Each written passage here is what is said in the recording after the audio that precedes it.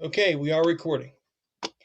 All right, I believe it's episode 29 of the Tales of Ulran, and we'll name it later on. As always, I'm Brian Kynes, the creator of the Tales of Ulran campaign setting and just storyline altogether.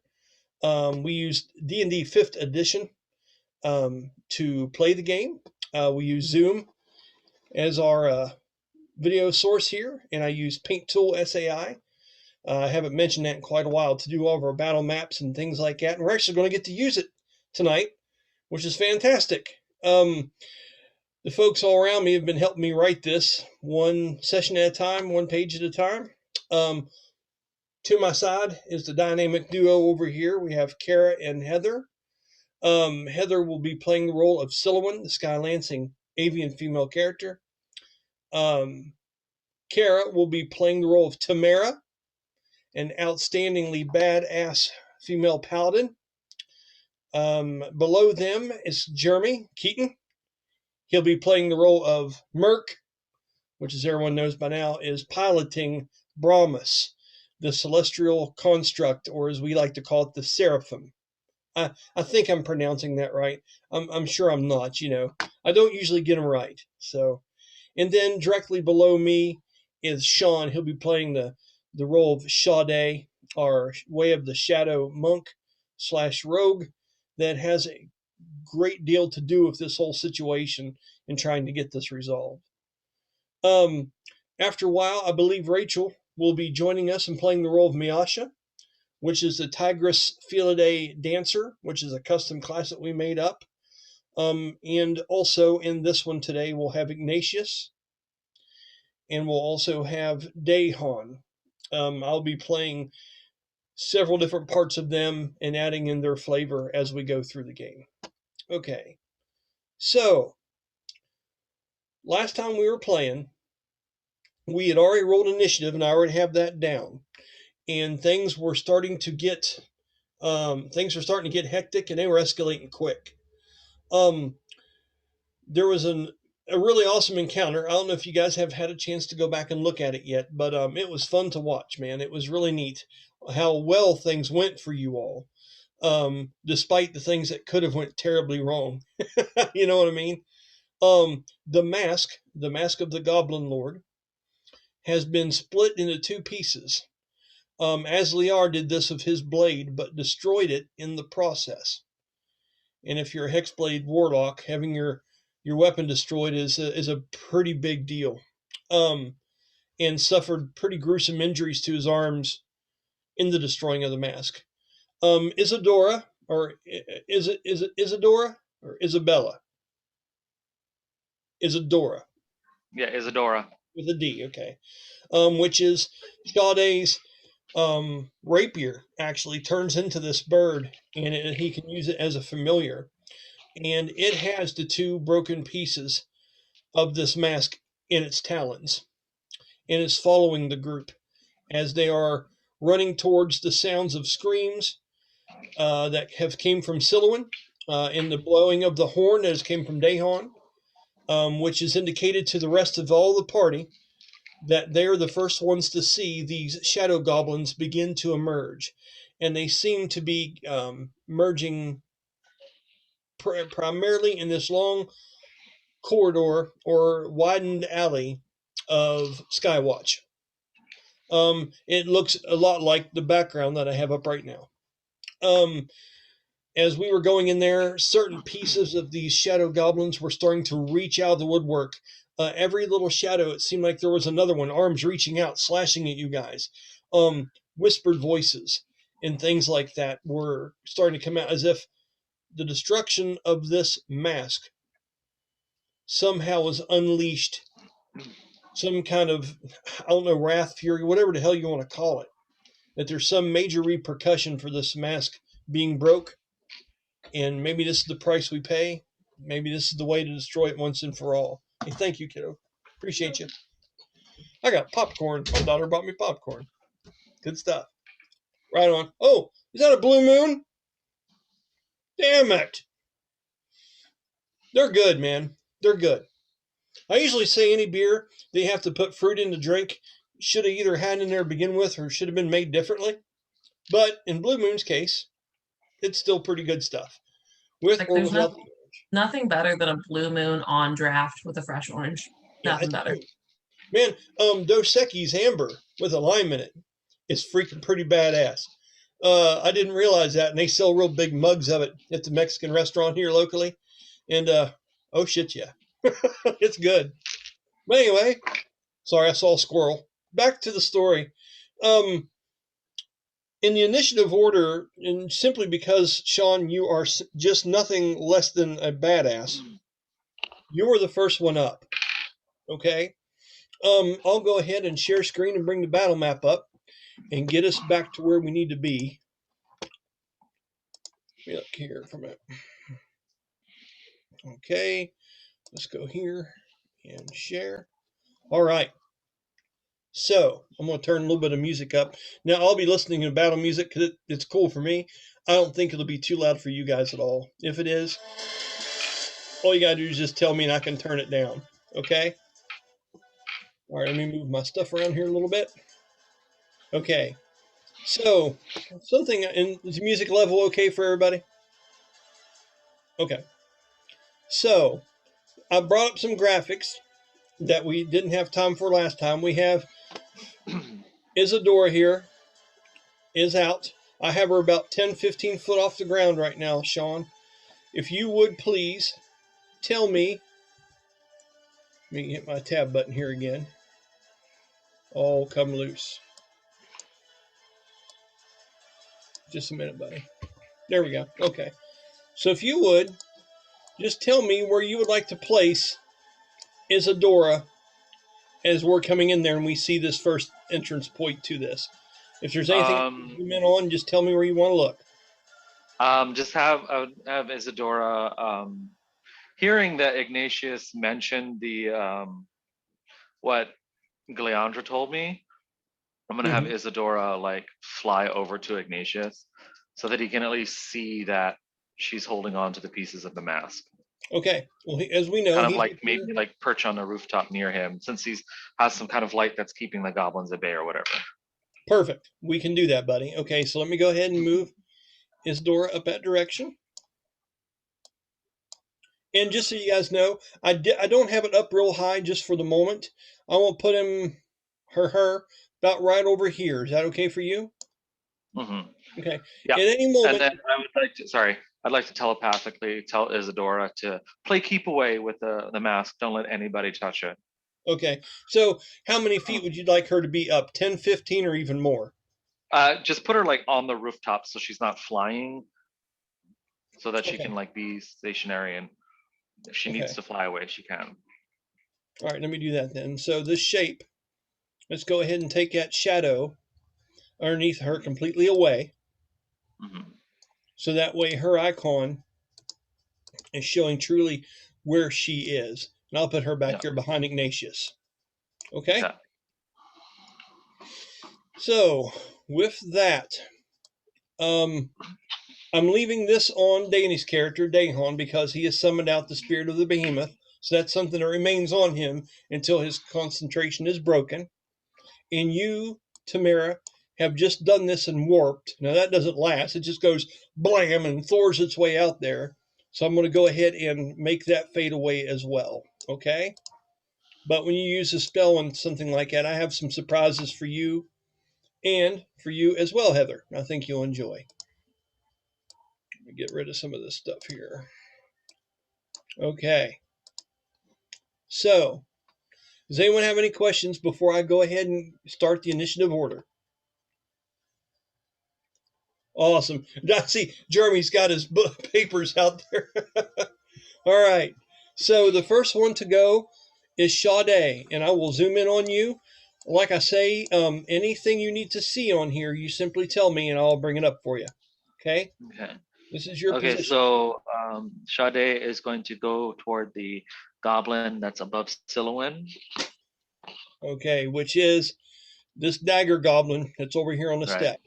So, like I was telling you, I don't have it up the whole time, but in case you guys need to know, I have a grid that I can bring up. There you go. Okay? That way it's not destroying the way things look.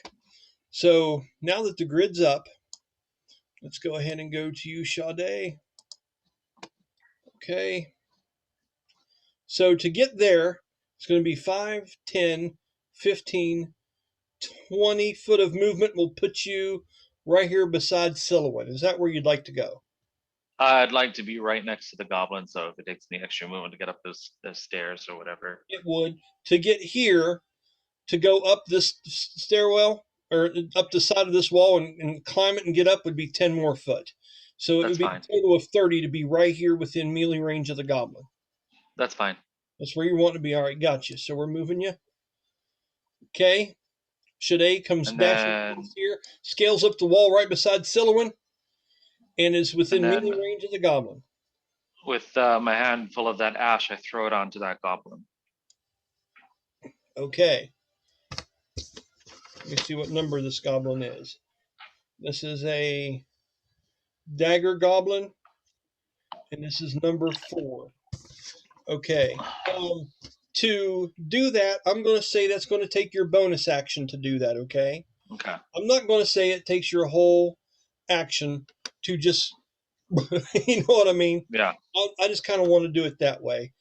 As you do, you have enough of this dust in your hand where you could probably, and I rolled this the other day, you could do this 6 times. Okay. Now, you know, Ignatius has the primary bunch of it up there. He has 6 uses of it as well. Okay? So, are you just holding it in your hand, or do you have it in a certain pouch? Or how's it you want to say? I had it in like a pouch, and I grabbed some out and I threw it at it. Okay. As you do in this instance, the cloud seems to go over top of the shadow goblin. It sneezes and shakes its head and opens its mouth up and holds that dagger up just like a psychopath. It's like, but it doesn't do anything. All it does is piss it off. Okay, then I punch it in the face. Okay, so this isn't one of the main ones that you're looking for. Okay? Okay. And so elegantly, I'm just going to punch it in the face. Punch it in the face. All right, roll your attack roll, buddy. That is a 26. Well, 26 hits and breaches the shadow goblin. Okay, now something I want to explain to you, Sean, because you're the one that hits this, and I can't hide this from everybody, but no one really quite knows. You notice that these things, when you hit this and they're able to breach it, as long as you hit it, it works. It's not like they're actually wearing armor. They are the image. They are of shadow substance. So as long as you're able to catch them and contact them, you're able to penetrate that. So just once you hit them, there's no breaching involved with them, okay? Okay. Okay. Go ahead and roll your damage, or is there anything special you're doing with your attack? What is it? My weapon specialist? It is 1d4 turn. 1d4. You add the damage or a chance at a critical roll or anything like that. Okay, hold on. It's gonna read my character sheet. It's all good. 1d6. So yeah, I'm gonna roll it, add it to my damage since I already got a successful hit. Okay. So that's a total of 8 damage with that first punch. Okay, got it. And then I get 3 attacks this round, so I'm gonna punch it again. Oh yes.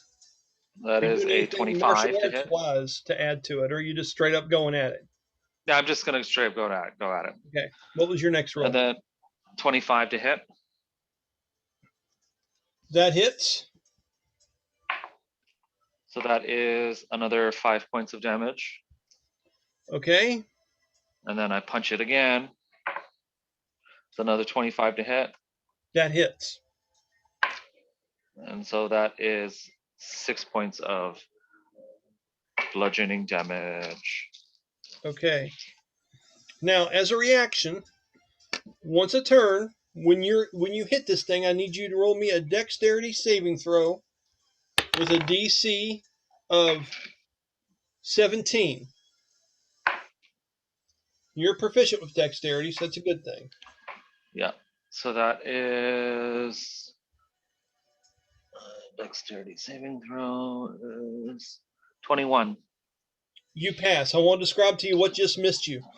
As you were punching at it, it's almost like the swirling shadows around this small, like fiendish creature, almost want to lash out at you, almost as if it is trying to simply attack you as a shadow substance beyond the actual arms and teeth that this form is taking. And it almost reminds you more of like an evil shadow element that is just choosing to take on the form of a goblin. And as you're doing this, this piece of it seems to come out and you hear like this inside out voice kind of comes up, and as it starts to swirl around you, you're able to move over. You just keep whapping at this thing, okay? But you were able to dodge and didn't get you. Okay. You've used your 3 attacks. This thing is bloodied. Okay, so you have weakened it to a point where it's starting to show where you can see the shadows are having a harder time holding together, and the creature's form itself is more feral looking, like the shadows are having trouble holding the shape as well as it was when you first came into the fight. Okay? You've used 30 foot of movement. You've used your bonus action for dust. You've used 3 attacks. What else would you like to do, Sean? I'm good to end my turn there. Okay. Ending within melee range of the creature. The next one to go is going to be Iggy. Okay. So, Iggy is having a moment. Does he think for any reason at all that he would be able to communicate to the bird and you would hear it? I would like to, as being Ignatius, I would like to personally try that. So, you know what the bird is capable of. I don't know if you've got it summoned as a familiar now, or you can just telepathically listen to it. But he recognizes that it has the mask. Ignatius is going to take his turn doing something. He's going to cast Sanctuary on Isadora, which makes it where if anything goes to attack her, it has to do a wisdom saving throw, or else it will not want to mess with her and focus on someone else. Okay. As far as Isadora is concerned, I commanded her to fly near Ignatius and stay there. So he can talk to Isadora, and Isadora, I would assume, can attempt to understand what he's saying. But in order for me to hear what he's saying, I have to like go blind and deaf and go hear through Isadora. I get you. Okay. Yeah. Well, he's just going to do that for now. And there's something that I think some of you guys know about Ignatius. A lot of his class and stuff is studying relics and artifacts. He can actually bring things out of them that normal characters cannot. That's part of his kit. So he's going to do the sanctuary. He's going to forego all of his movement. He's going to stay there and start to investigate the mask now that it is broken in half and in a material form. So, Sean, if you would take note that Isadora has sanctuary cast upon her. Okay.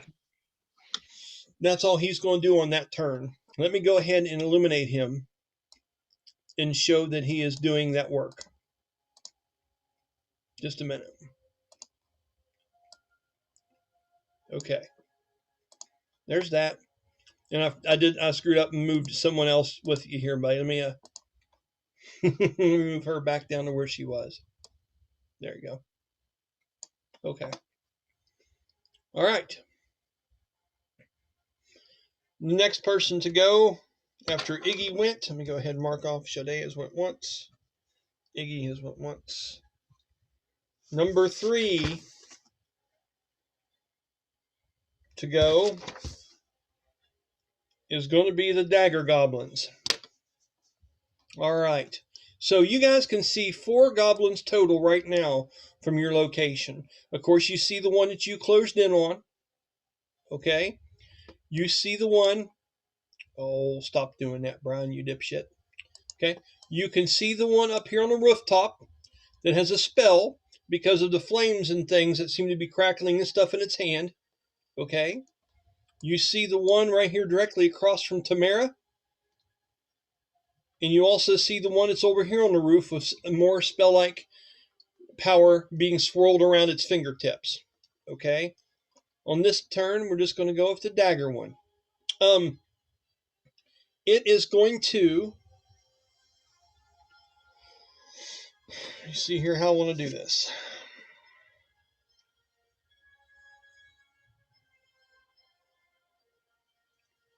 Okay, it is going to use its bonus action to shadow step as well. That way Isadora, or that way your character Sean does not get an attack of opportunity against it. And it is going to go down here and try to get a sneak attack on Silouan. So Silouan, I need you to roll a perception check for me. And I'll not tell you what the DC is, because I like secrets.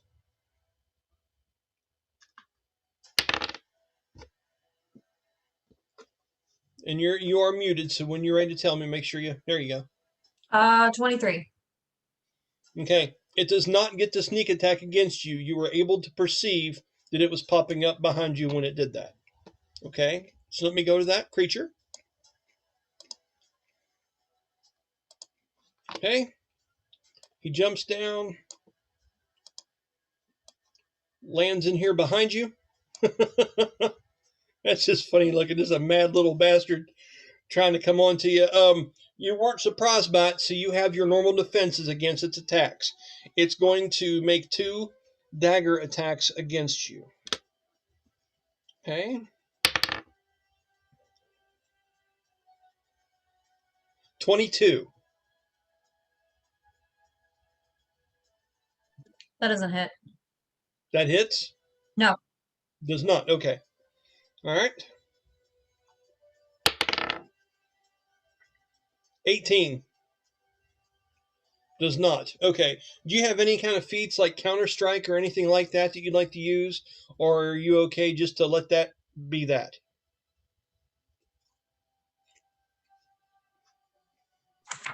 I don't have counter strike, I don't think. Okay. All right. I didn't know if you had a reaction or anything you were wanting to use, but that's fine. We can continue forward. Okay?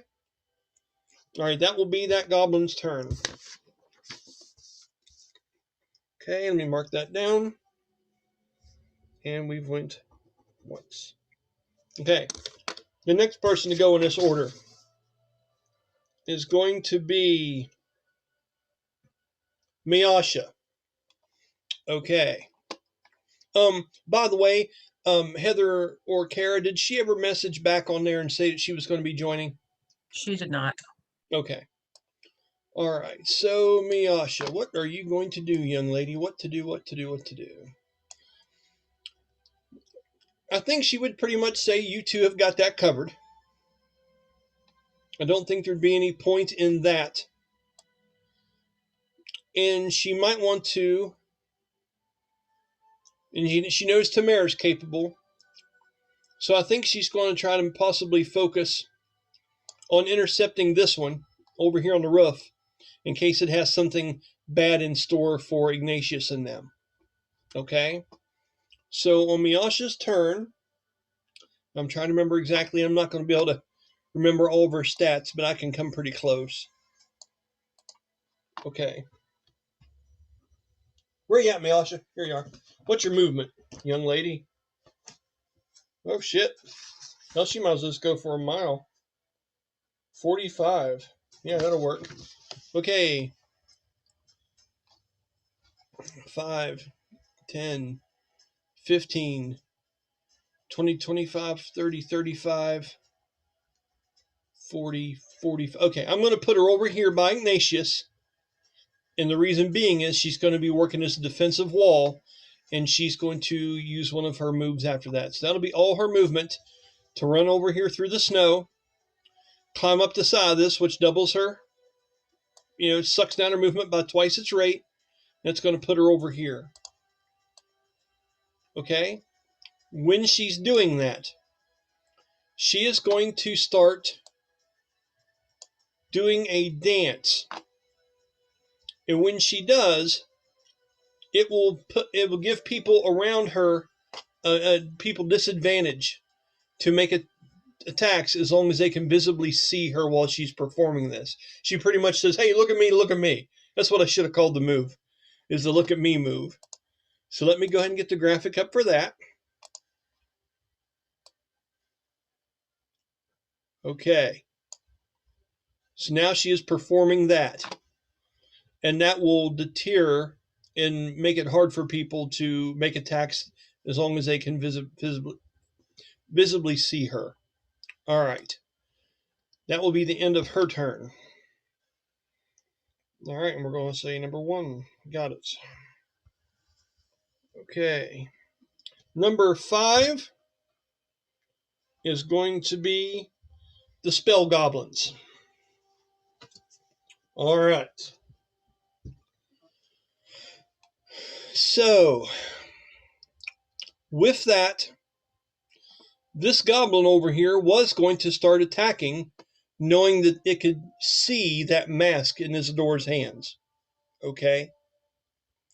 But it has that spell cast on it. So, let's go ahead and say, for the hell of it, Jeremy, roll me a DC for Ignatius's Sanctuary spell, 1d20 and a 1d6, please, and tell me what you get.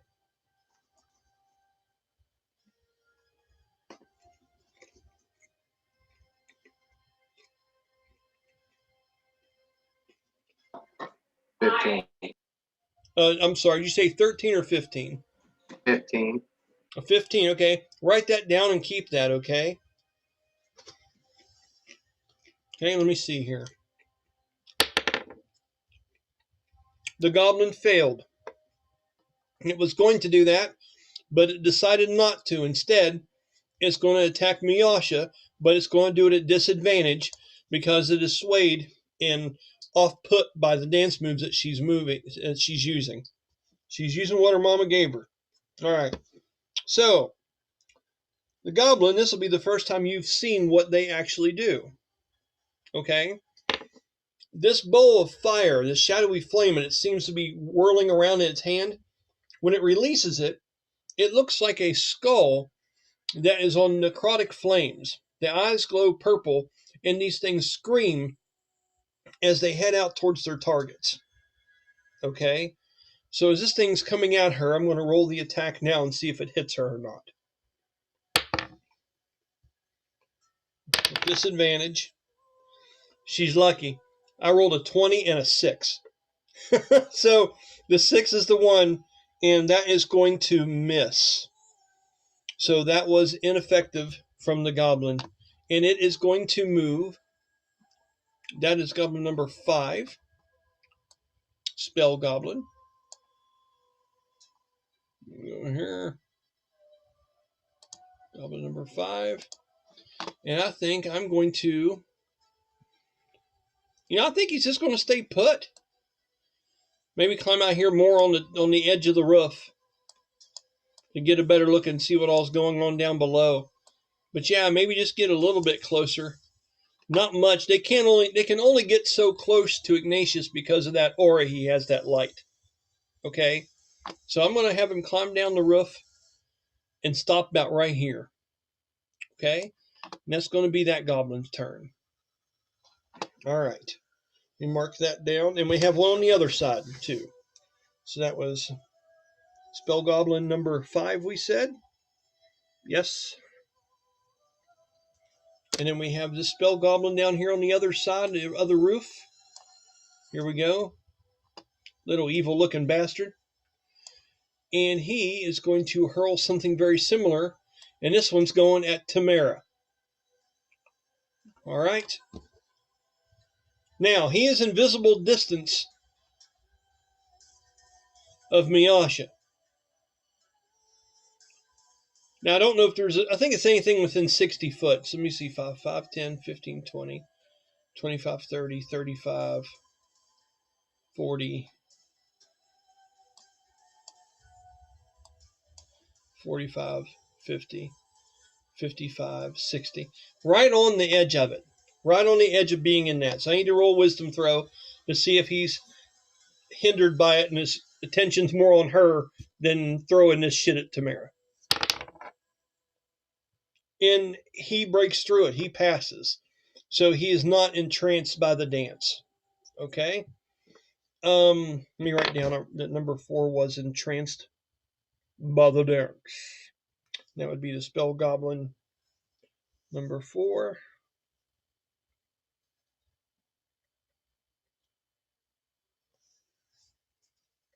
Just a minute.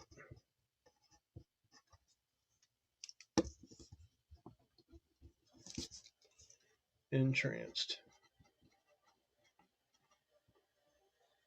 Dance. All right, got it. Okay, so disadvantage on this against Tamyra. It's a 17 and a 9. So we got a 23 to hit, Tamyra. I think my armor class is a 23 exactly. And that's the armor class primary, right? Yes. Okay, so it hit you, but it didn't breach you. So it has to deal with your armor. Okay, so I'm going to roll some damage and I'll have some questions for you and I'll tell you what it does to you, okay? Real quick here, let me get my... Plus 4. Oops. Okay. Okay. This thing shot 2 bolts of this out of it, and one of them completely missed you and whizzed by. The other one did actually manage to hit you. So I'll say the first one you deflected off with your shield, and as you were turning it and running away, you didn't realize that a second bolt was coming as it hit you squarely in the midsection. It does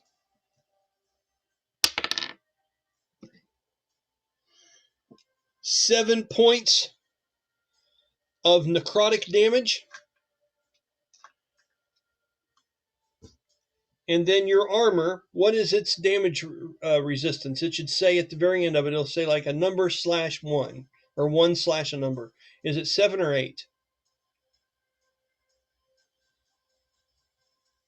It'd be under where it says DR.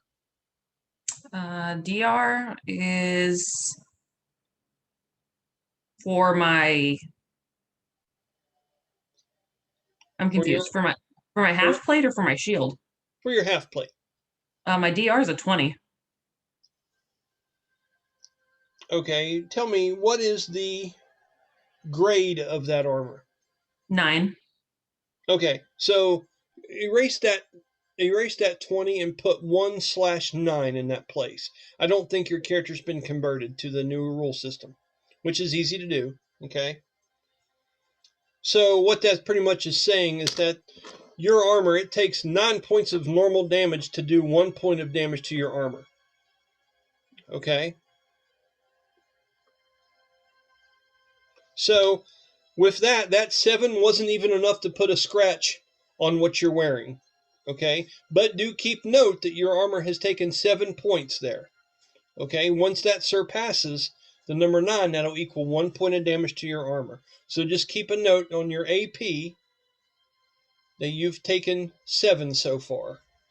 And once that gets a 9, that'll equal 1 point of actual damage to the armor. Okay?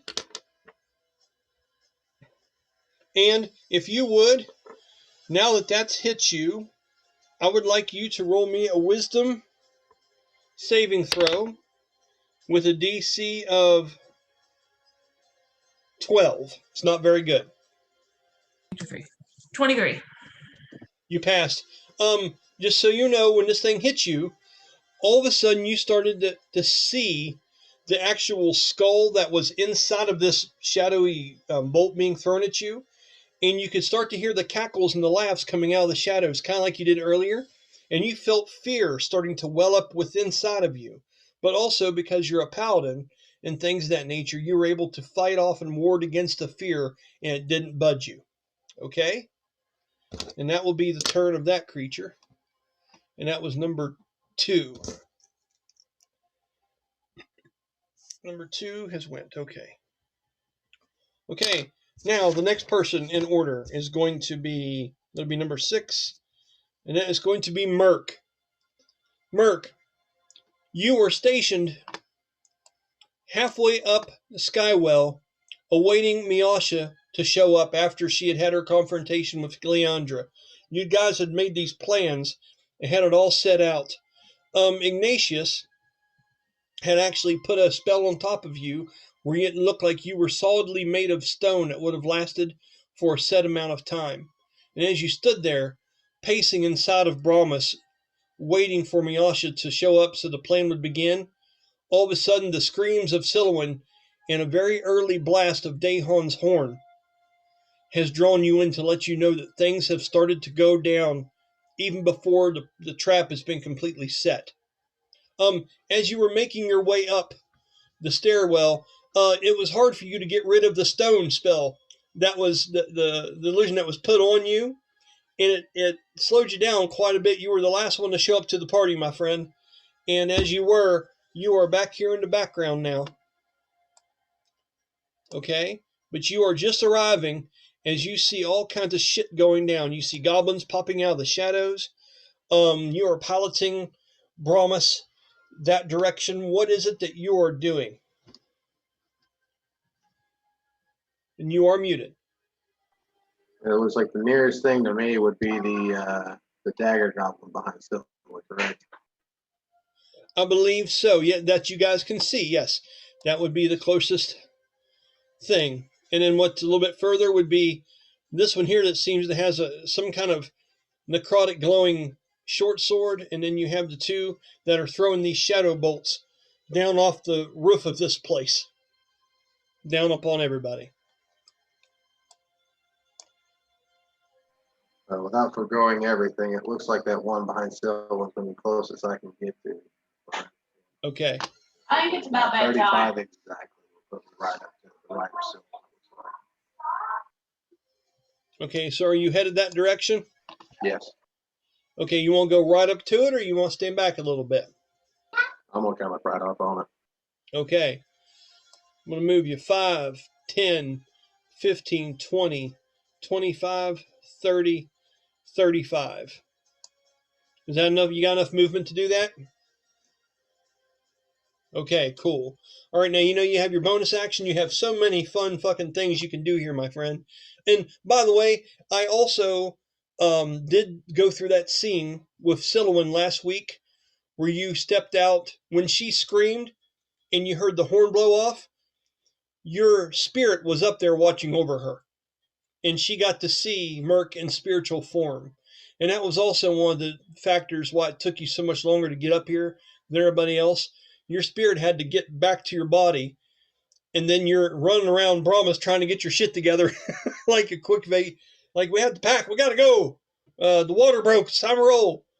So now that you've rushed this way, 35 foot of movement is used. What is Merc doing with Brahmas? What's the move here, buddy? All right. Did we say that thing was bloodied? We did, and now it's flanked.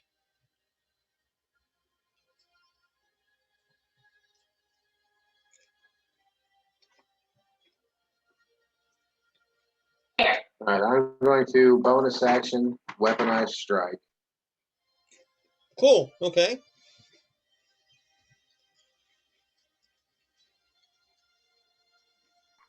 And that is going to be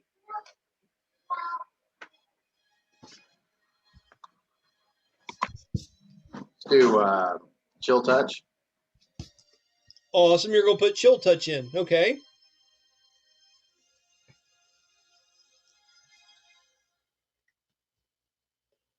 And what was the damage from that? Let's see. Pretty, looks like a 1d8 necrotic. Okay. Can't regain a hit point.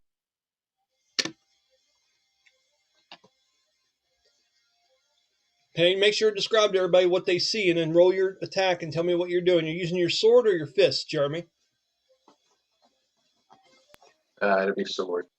Okay. So, Silouan, what's really interesting here as he pulls out that great sword, and you realize it looks identical to the one that Merc had in his hand when he was in the celestial form. Only in Bromus's hand, it looks like just a long sword. It looks a lot smaller in his big old club, but it looks like the same physical sword.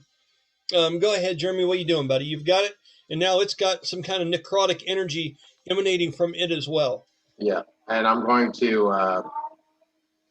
It'll be basically he'll do the bonus action as he's running up, chill touch on his sword, and I'm going to use a leaping strike on that last 10 feet going to it. Which is let's see, bonus 1d4 damage. Okay, yeah. So you see this big guy just come freight training. Right? He gets real close to you, Silouan. This thing bounds off the ground, and you can feel it shake underneath your feet like the stone place on. And his big old construct is like 4 or 5 foot up in the air with this great sword just coming down like, ah! He's going to come down on top of this thing. Go ahead and roll your attack, Jeremy. Because I'm still in the process of getting it. Do you remember what the die was for weapon specialist to add to that? 1d4 if you want to add to the roll. 1d6 once a day.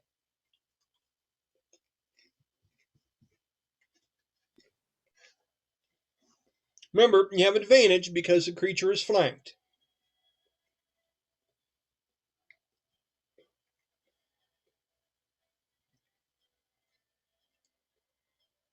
It's going to be a 22 to hit.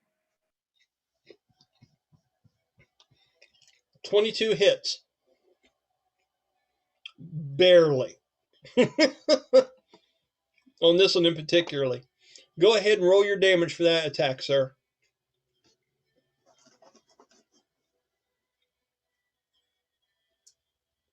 And you had to add your weapon specialist to make sure the attack was big enough, right? Because you rolled shit practically. No, with the advantage, I didn't have to use it. Oh, okay, okay.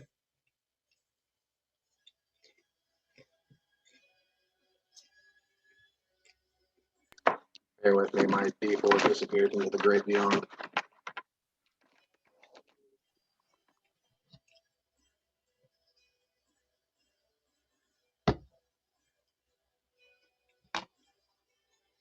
Tell me what your total is.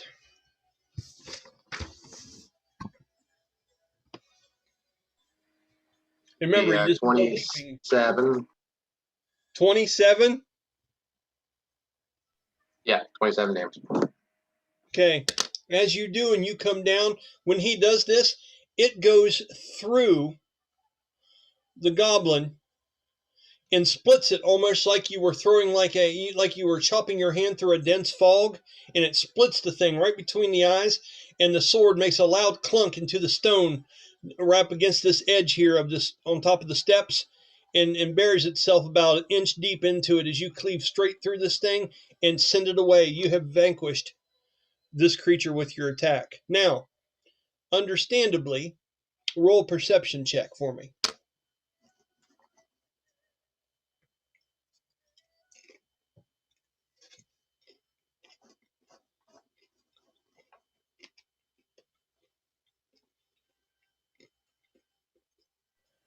$14. 14. After looking at it and the way you went through it and things, you don't feel that the chill touch had all the effect on it you wish you would have. It was mostly just your sword and the physical might of your swing that affected it. Okay?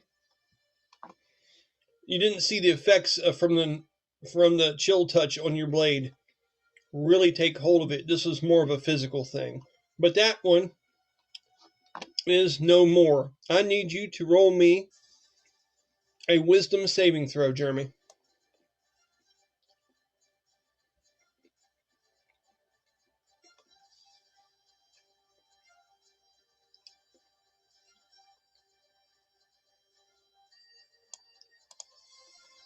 $21.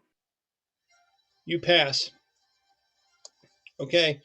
You start to hear the laughter of that goblin that you just killed inside of your head. and it starts saying weird riddled kinds of words, like it's becoming more of a part of you, and it's like not much longer now.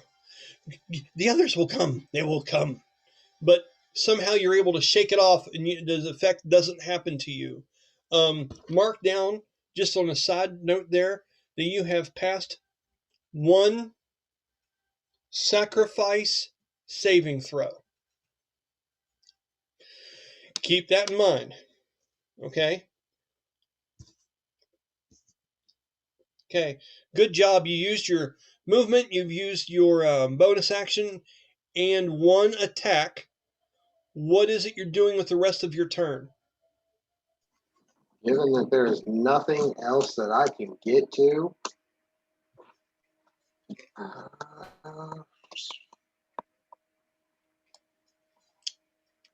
yeah, I think that's going to be about it. I'm going to chill out there, unless I can ready one of the attacks. But I don't know if that takes a reaction or how that works. No, you wouldn't be able to. No. Now, mind you guys, and I'm not trying to force anyone's hand, but you guys are all clustered up in a group now. So if you want to take a free action to say something amongst one another here, to kind of tell someone maybe what the plan is, Sean, they don't know about the dust. You heard screaming and came up here, Brahmas, so you're not even caught up as to why the gig is up already. You know, there are unanswered questions here. You guys, we can keep bowling through this, or I'll give you a moment to have a small interaction since you're all three grouped there. It's up to you all. Sha-dae is just too focused on the fight. Okay. She's kind of just like trying to figure out which one. What are these three? You know, she's more concerned about Isadora up top with the mask. Well done. Silowin, same for you. Too busy on the subject right now? I'm sorry, what? I was reading. It's all good. Was there any kind of interaction you wanted to have with these two since you guys were all grouped up there together? Yeah, I guess I'll just ask them what's the plan. And who are you directing that towards? Generally. Okay. Anyone have anything they'd like to say to her? Sha-dae is probably just going to offhand mention that we need to find the three. And she's just like lost in her own thought right now. Okay, and then I guess someone will be like, okay, I'm going to need a little more than that. As you do, you realize that Sha-dae is very distant and would have given you more information had she had herself collected to do so. You're only being given part of the puzzle here, Silowin, and you know it's not your fault. Okay? So say at Sha-dae saying finding the three, Brahma should just kind of look at Zilla and be like.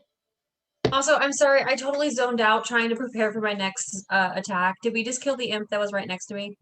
it is a goblin, and yes, you did. Goblin. Sorry. All right, just want to make sure. The goblin, and I am not offended. It's okay. It's no problem at all. But yeah, it's kind of dead. It was really, really cool. You probably hurt Brahmas's feelings because after you beat him at that game in the bar, he slayed this fucking thing like right beside you. Like knight in shining armor, jump 10 foot in the air, come down, crash, and all of a sudden you're just there reading a book. Like, Oh no, I'm just watching Nyasha dance. is that what? Yeah. Yeah. You see a little bit of drool, a little side head, and there it's like, boy, she's pretty. You know, just one track mind. That's silly one. I tell you what, we may have to change your background a little bit. I don't know, man. All right, so moving on. The next person to go. Let me mark down that Brahmas has went.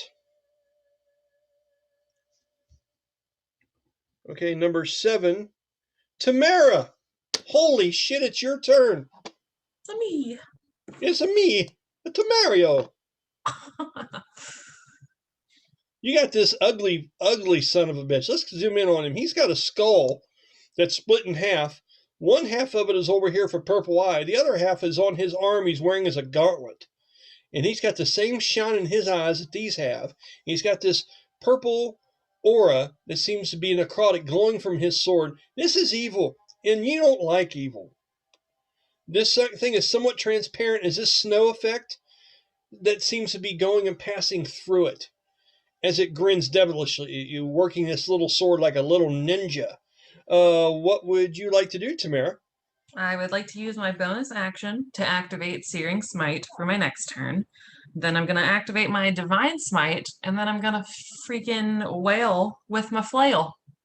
I like it. Wailing with my flailing. Okay, keep in mind that you have an amount of times a day you can use Divine Smite equal to 1 plus your Charisma modifier, if I'm not mistaken.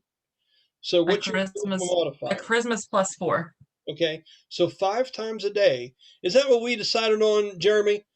Was it Charisma +1? Yeah, charisma mod +1. So 5 times I'll a check day it real you can use that Divine Smite. So make them count, okay? All right. Yeah, this So, first one, I definitely want to use it. fuck Well, yeah. okay, so Brian, when you say one day, like, do you mean one day in the fantasy world or one day? Oh, yeah, one day in the fantasy world. Okay, Like, well, what the we've term really, tec- I should go ahead. I'm oh, sorry. we've technically been on the same day since November, like our Right. time. Right. We're going to say once per long rest. Okay, well, we still haven't had a long rest since I've known you. So, Now you all know what time feels like in Brahmas.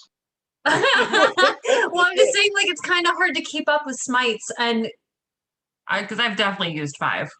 have you? Probably. Well, no, divine smites, not just any smite. I've definitely used Divine Smite a handful of times. So I'm going to go ahead and say, because you guys, I'm going to say that when you guys were at the tavern, we're going to call that a short rest. Mm-hmm. Okay? We kind of discussed that, and I have no problem doing that. I'm going to say you have 3 left for today, and you just use one of them, Tamyra. So you have 2 left, okay? Okay, cool. All right. Yep. I swear to God, sleep's in our future, ladies. At some point, sleep is in the future. So, with that, you've got the flail. It has a 10-foot reach on, I believe. I don't think you have to be right, so you can swing from there. I'm swinging. Okay. So go ahead and roll your attack then. Are you using any kind of special attack, or are you just going at it? I'm just going at it. Okay. And I roll a 1d20 plus my 12, right? That's my attack bonus. I believe so, yeah. All right, 16. That's going to be 28. A 28 hits? Definitely. Okay, and then now for damage, I can do 5d8s plus 7, plus I'm going to use my weapon specialist or my flail mastery, and I'm going to add a 1d4 to that. Okay. And what about the branding part of it? What does that do? Does that make it bright where you get advantage on the next attack against it? Is that how it works? I'm not sure. It's additional fire damage. Is it additional fire damage? For branding, I believe it is. That's my favorite spell as an artificer. Okay. Do you have branding smite written down there by you, Kara? I don't think, would that be in my feats? No, it'd be a spell. I don't think I've ever, in my spell, it's not in my spell cards. Okay, Jeremy, do you have a player's handbook handy?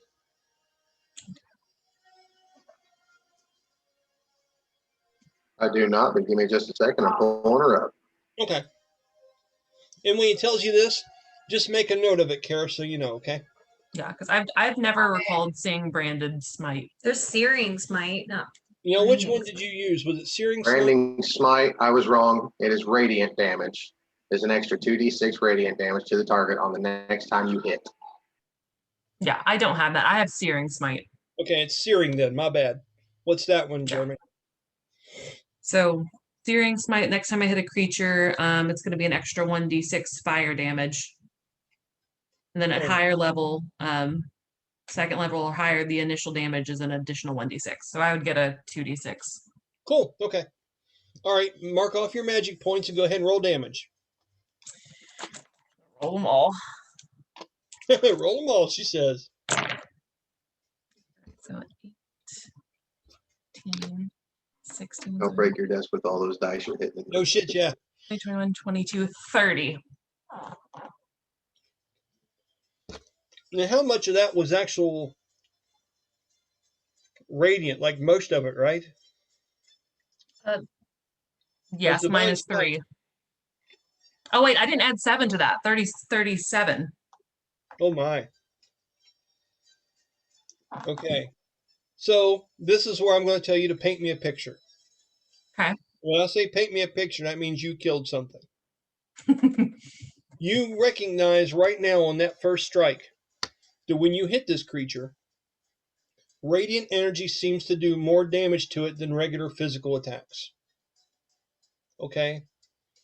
So really, you did damn near, you did over 60 points of damage to it with that attack because it takes plus half from radiant damage. Okay? And So where's this radiant damage coming from? your divine smite that you added to that attack, all those Gotcha. dice are considered radiant. Sweet. And yeah, so any of that was plus half. Ooh. So now you recognize that when you fight nocturnal creatures and things of this nature and you're using radiant energy against them, there's a good chance it's going to hurt them more than your common shit. Okay? With that one attack, describe to me what it looks like as you slay the creature. Go ahead. So I wish I still had my background picture of Tamyra. So just I wish you did too. I love that picture, dude. I would kind of almost imagine it like I'm going to go back to my Thor metaphor because I wrote in here on a lightning bolt. I know. So I just like there's like a surge of flail, and I'm gonna say she gives it a one swing around, and then that second time she's just gonna whack it right in the head. And then once it gets hit in the head, you see the skull that it's holding go flying. Nicely done.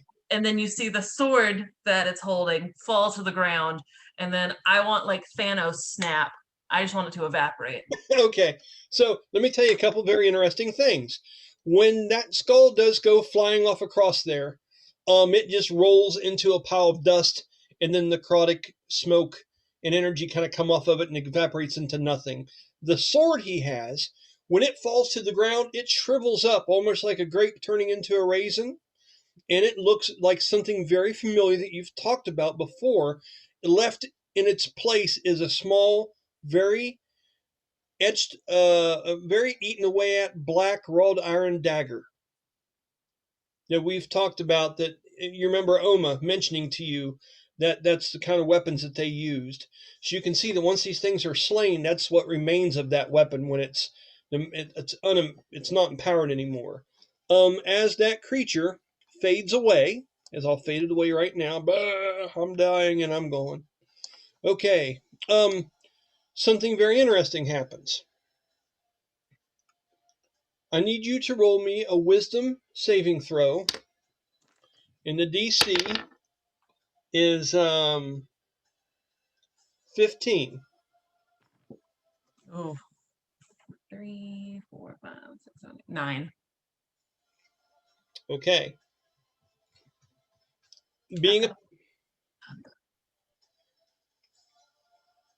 What is it paladins are resistant against? It's a fantastic question. That's going to be in the player's handbook. Immune to disease. Disease, okay. Poison, disease, fear. Okay. And when this happens, Tamyra, this doesn't look like the same thing that happened when Brahma slayed his. Okay, there's something different about this. Okay? Not only did it leave a material object behind in that black dagger, okay, but as it does, it's when you go through it and cleave through the head, and it goes through it like it would go through smoke, and it starts to disform almost like if you wave through a cloud bank. But the teeth and the way it just stared at you as it went through you like that is very strange. Like it knew something was going on. I would like for you to write down somewhere in your notes that you failed one sacrifice. Failed one sacrifice. Yes. And you feel as if you are tainted somehow, and you can hear the small echoing laughter of that goblin's cackles very faintly in the recesses of your mind. as if there's some part of it that is adhered to you. Okay. Okay. On that note, that's a 1. Okay, I gotta write this down. Just a minute.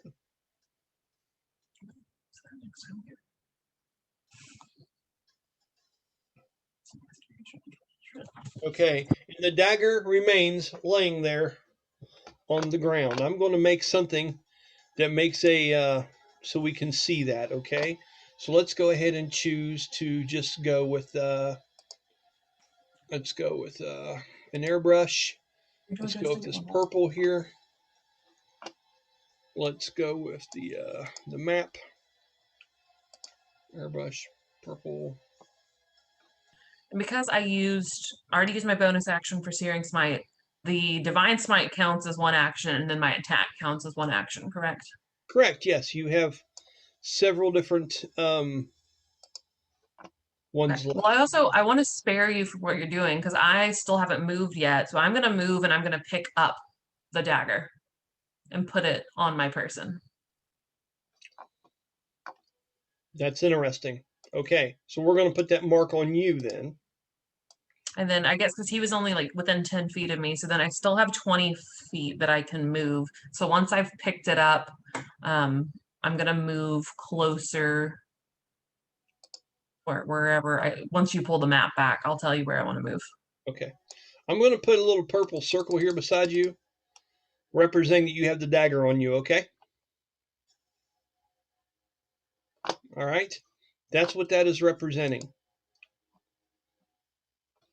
And let me go ahead and move the grid off so you can kind of see a little bit better. Well, you can probably see okay with the grid on there. I can move it away if you need me to. We like the grid. Okay, cool. Then the grid likes you. All right, so as I move the map back a little bit, you've slain that one. You have picked up the dagger. Now that's going to take pretty much the rest of all. You can still have your movement, but as far as doing extra attacks or things like that, between the bonus action slaying and then taking that and the rest of that turn to pick the dagger up, no more attacks this turn. Okay. Sure. Yeah, I only get 2. So then I'm going to move diagonally 20 feet towards that next goblin that's closest to me. Okay. So you have, now that you're up here in view, you have another dagger one that's up here. Well, you can see it between the bushes and between this corridor. And then you have the one that's on the roof over here, okay, which is up here behind you, okay, which would be, you've got ranged spell things to do if you want. This one's up on a roof as well, okay, and that's all you can make out currently right now, or just this one here, this one on the roof, and this one up here that has went kind of towards Ignatius and them. So yeah, are you I'm gonna leave that top one alone because the rest of my squad is closer to that one. So okay. I'm gonna move down to the one that's on the roof that has like a fireball. Okay, 5, 10, 15, 20. Perfect. Okay, and now you'd be looking up at it. The building itself is going to be about 10 foot tall, and it's going to be about 10 foot up the roof. And you're just looking up at like it's Bad Santa up there fucking around, okay? So you've got 20 foot between you and it vertically. All right? Is that all you're doing? Okay. Fair enough. Let me put down that you went. It's a good turn. Damn good hit. Okay. Now we have Silowin. Number 8, Silowin. Everyone is getting to kick some ass and have some fun here. What is it that you're doing? And if you need me to show you some more, you just let me know. No, can you just zoom out a little bit? Yeah. All right, thanks. You got roof, roof, and that's all you can see from where you're at right now. Tamyra seems like she's running up and engaging with something, but that's all you can see at this point. Okay, well, The only issue is that I want to, I want to use my aerial assault, but I'm too far from them, aren't I? Is that how the mechanics work? Well, the aerial assault takes half of your movement. Yes. So if I were to move halfway, but then how far would I move? Well, okay. What's your total movement per turn? 40. Okay, so if you move 20 foot in any direction, and then you have to think about how far up is it that you jump when you're doing your aerial. 60. I think I do 30 right now. Is it 30? Okay, Yeah. Actually, I've got it here. I can double check you. I believe that's right, but I'm just going to look at it again for you. So you're level what in the Skylancer? 6, 5. isn't it? You're 5? Mm-hmm. Were you level 4? What level bard were you? 3. Okay. It is 20 foot. Oh, well, then I've been doing this wrong. Because I thought you were a level 6 Lancer. I mean, I don't know. bard. When you gave me the character sheet, it said it was 8, and so I went with that. Okay. We'll when you level up, we'll adjust it. So if you ran you got 5, 10, 15, 20. 5, 10, 15, 20. And that's about 20 foot up the roof there. 5, 10, 15. I will say, if you roll me an acrobatics check or an athletics check, either one that you want, athletics is strength, acrobatics is dexterity, I will say you're able to get up here to a certain place where you're able to leap up these steps, where you can get up here where you could do a aerial assault on this one that's on the roof if you chose to. All right, well, that's an 18 plus 4, 22 for my acrobatics check. Okay, so with that, I'm going to say, Silhouette, that you're able to plant your lance into the ground and use it as a pole vault and bound your way up on top of this, which is only 5 foot up. You flip yourself up there, and you're able to run on foot 5, 10, 15, 20, all the way up to here. Okay, let me move you up there. And then you've got 5, 10, 15, 20 to get to it. Okay. Okay. Then I'm going to go ahead and do my aerial assault. Okay, so let me help you out here a little bit. Silhouette's graphic for her aerial assault. Nice. There you go. And you're going to jump up in the air and you're going to come down on top of that rooftop and own it. Just one second here. Let me put it all together for you.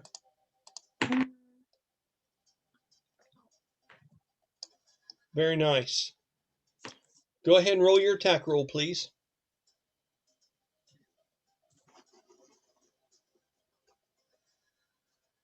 Hold on, she's reading. Oh, my attack. I was already doing damage. Fuck me. All right, hold on. I was getting ahead of myself. Some people, man. Some people, guys. Oh, well, that's definitely a fuck you. So, Did 31. You what is it? A what? What'd you roll to hit? A fuck you. Which is a nat 20. Really?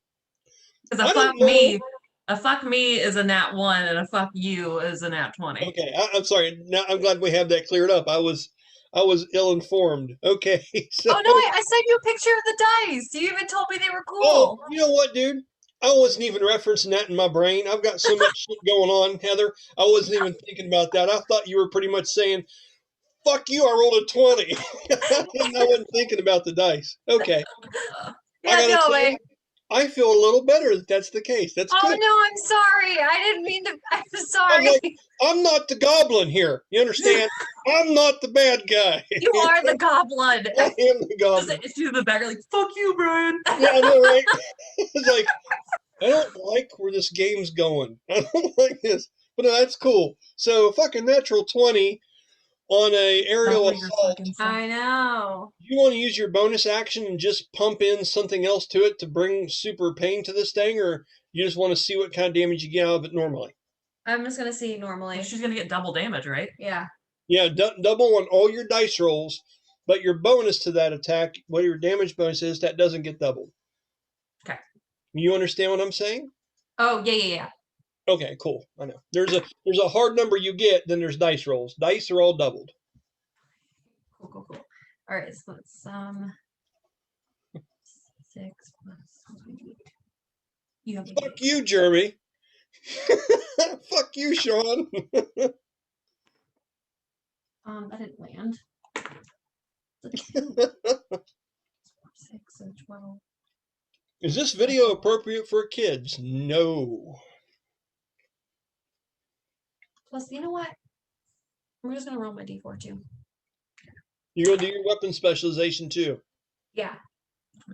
Way to Yeah, take so a feat and just get everything out of it, man. That's gonna be 28. Did you add your 28 total damage? Yeah, I added my 4. No, I didn't add my 4. Plus 4. 32? Okay, now did you double the dice? Yes. Okay, then you've added your hard bonus, the solid bonus to it already. Yes, that was everything. 32. Okay. As you jump up through it, the energy surrounding your lance pierces through this thing and burns away at the substance of it. It is barely hanging on to life. You weren't able to take it completely out in one hit. But All right, well, I'll take another attack. Attack. Which you do have, you know that, because that only takes the one. So as you land, your lance goes through some of these shingles and shit on the shelf up here as they come sliding down below. This thing is having a hard time holding its shape together as its eyes seem to deform and the mouth twists and snaps at you in some kind of odd way as it's starting to morph and move around from the pain you've inflicted on it. All right, 27 to hit. 27 hits. Go ahead and roll regular lance damage on this one. 7. Okay, a total of 7. There isn't much left, but it's not quite gone yet. Look, I'll hit him again. You got 3 attacks this turn? I get 3. I get 5 out of 2. So you're going to use 3 this turn, then 2 next time. Yes. That's fine with me. Okay, now let's see. Is there anything I can add? Oh, I can use my combo attack, can't I? Yeah, so this one here has a +1. Next one had a +2. This one has a +3 to hit. Oh, +3, even better. That's going to be a 23. That hits. What's your bonus to damages without a dice roll? 4. Okay, go ahead and roll. Huh? Go ahead and roll your damage. What do you get? 6 plus 4, 10. Okay, go ahead and paint me a picture. Yes. I'm gonna be graphic. I chop his head off. I want to say it's a very like swift motion. So you do the I chop it and first then lance? no. I chop it and then I catch it by its hair. Oh, Okay. nice. So, as cool as that is, I want to remind you that these are made of a shadow substance. Oh, well then I try to and I fail terribly. That's cool though. But it still look cool. You should catch it and then blow it. Oh, can I do that, please? Yes, you can. Okay, cool. All right, and then bonus action, I'm gonna healing word. Sha-dae. Oh, nice. Sha-dae, okay. What's the range on your healing word? 60 feet, so we're good. Hell yeah, Sha-dae. She's hooking you the fuck ups. Let's go So ahead and... It's not gonna be a lot. That's what I got though. I don't think Sean liked it. As soon as you said that, he just left. He's like, I don't need you, by God. So it's healing word for 9, Sha-dae. Nice. That's good. It's something, isn't it, buddy? It's something. Okay, so that Shadow Goblin was number, what was it there? Let me see. Is that 5? Yes. Let me fade that one away. That is a spell casting one. And have I used all of my movement? I have, right? Yes. Absolutely. And probably then some, because your DM's nice. That's all good. Okay, so let me make sure and see what that did for you all. Okay, the Spell Goblin was 5. Okay. Spell Goblin 5, dead. Okay, the Dagger Goblin here is dead. And the Soul Sword Goblin, which was number 3, is dead. Okay. Now, after doing a healing word and healing from 9, which is fantastic. Good job, Silwyn. The next thing is the Goblins Advance. Okay. So here's what this looks like.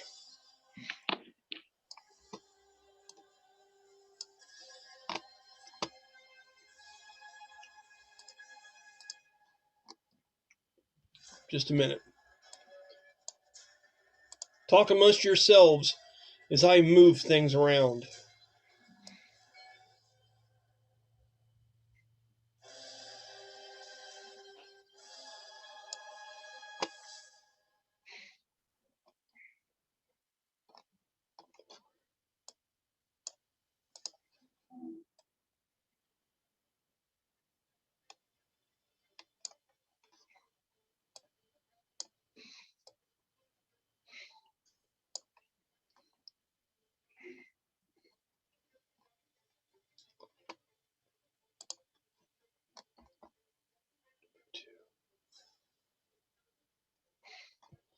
Wait.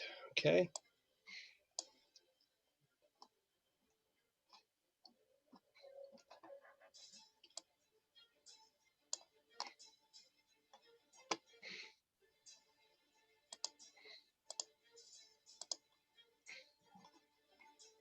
Eight.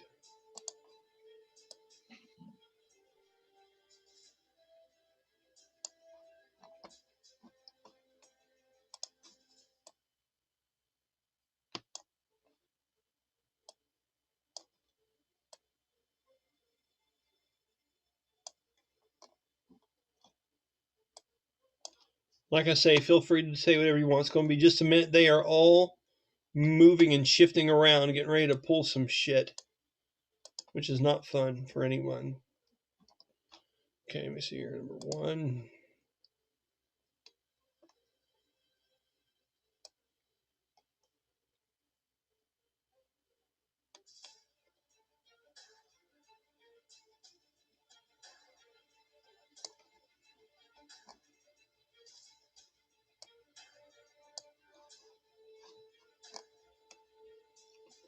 One. Dagger.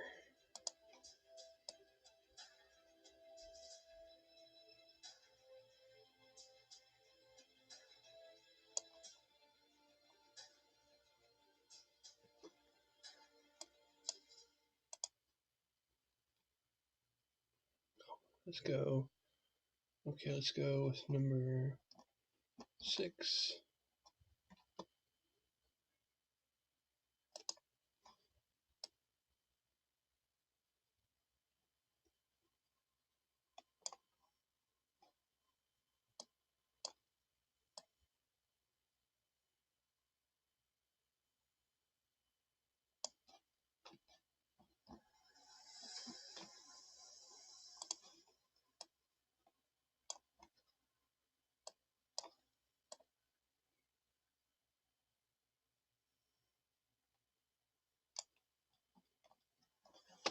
Okay, and this is number 1.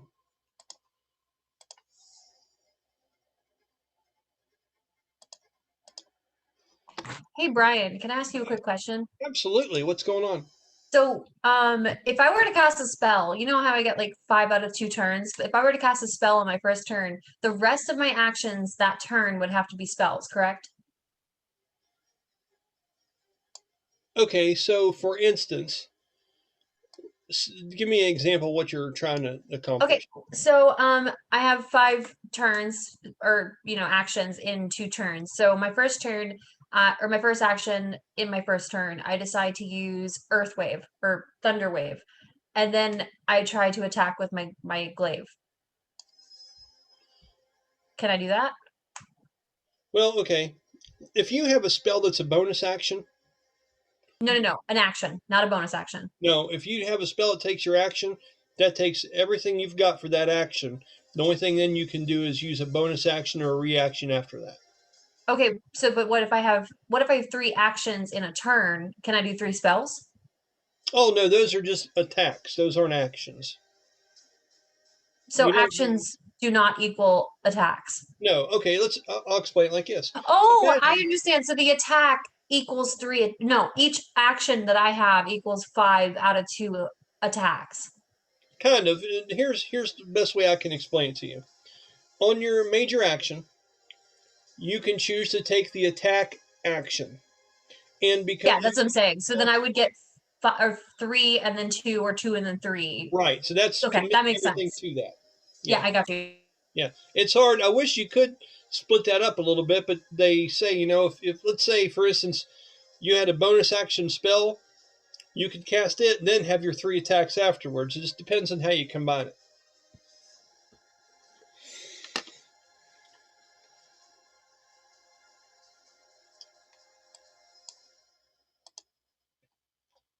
Okay, guys. So, top of the turn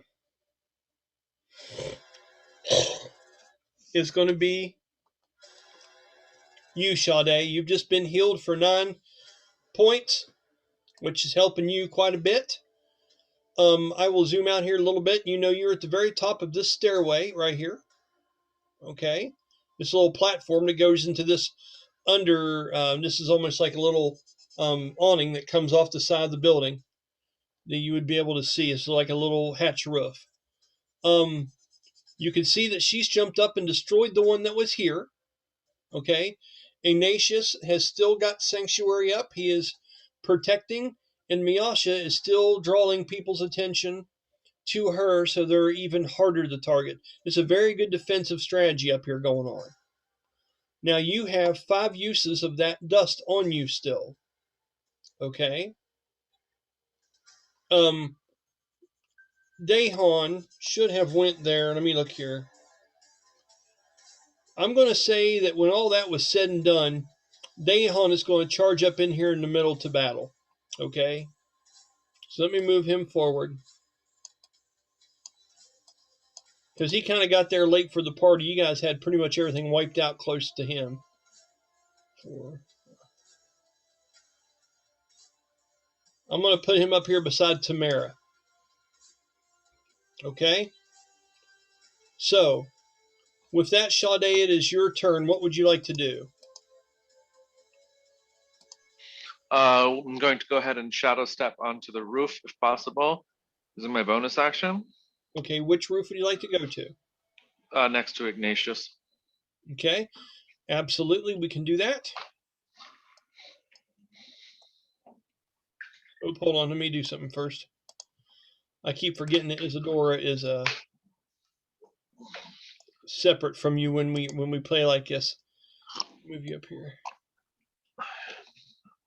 Okay, so you are now there with Isadora perched on the roof right beside you. Right. Okay. And then I'm just gonna tell Ignatius I have 5 uses left of my ash. I need to know who I need to use it on.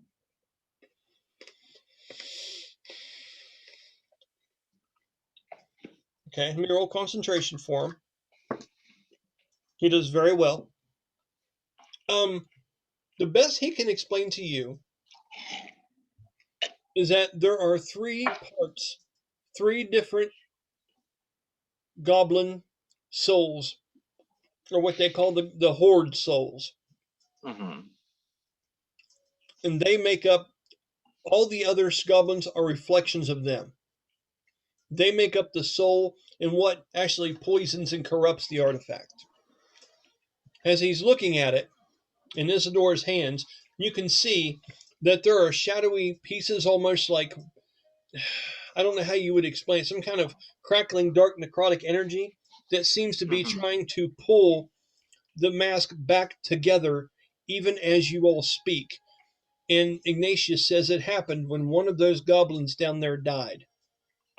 So he believes that one of the 3 has been slain, but he's not sure which one it is. If you're able to put the powder or the dust on one of them, they'll show to be one of the true ones, and if they're destroyed in that way, their souls can't come back to the mask. But one has been slain. Okay. and went back to the mask now, and it happens 2 more times, the thing will become whole again. Okay. So that's about all you really have time to explain to you. You can ask him one other real quick question, and that'll be it. Okay. Then as a free action, Sha-dae is just going to shout as loud as possible. Try not to kill them. Okay. Jeremy, roll perception check.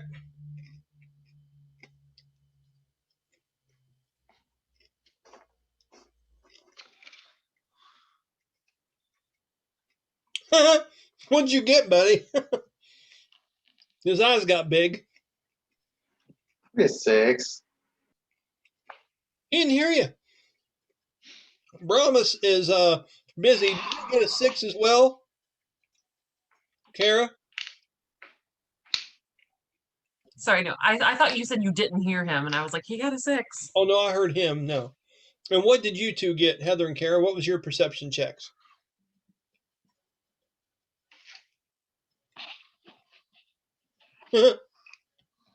Man, Brahmas just sucks. Solid 11. I got an 18. Okay. Damn. Okay. It's funny that no matter what character I make, regardless of their skill set, none of them have ever rolled good in perception for some reason or other. Well, I'll tell you what. It kind of makes sense because Settleman's right here, so she would have heard you.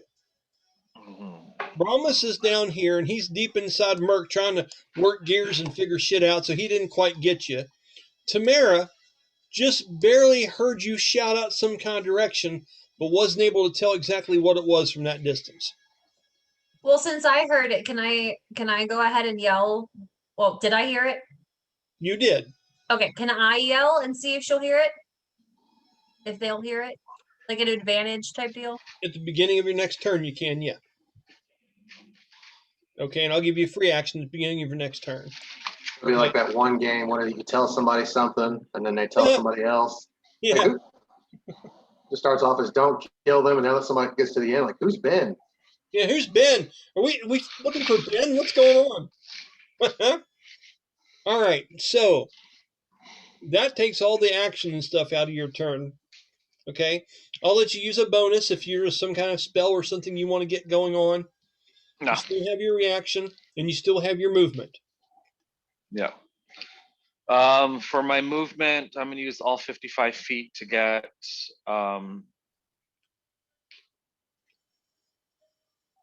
as close to Tamyra as possible. Okay. Also, I'm sorry, I missed something. Can I just clarify? You were saying for us not to kill the goblins? Yes. Try not to kill them. You have no idea why this would be. Okay, that's fine. I just wanted to make sure I didn't miss something. That's what I heard. Okay. That's correct. So, this is all running downhill. I would like for you to do me an athletics check, Sha-dae, because I'm not going to have you climb up roofs to do this. You're just running and bounding right now, so I want to see how well you pull this off. Athletics? Athletics or acrobatics, your choice. Acrobatics then.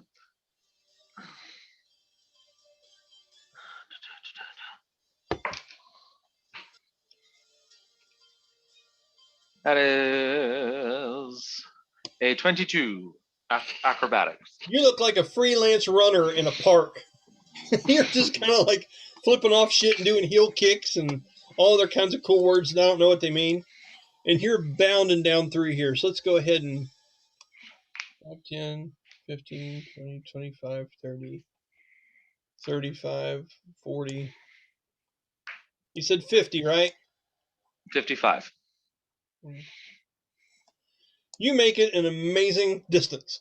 Like at the distance where there's people inside a window that are staring out at you scared because they hear the commotion, and you see some little kid go like a window because you just like jumped off the roof and shit. Yeah, you pulled off some good stuff there. You are here now down here, and you are within 5, 10. You're within 10 foot of Tamyra. That's fine. Okay. That will be the end of your turn. Yes. Okay. Writing down for turn number 2. Second one to go is Iggy.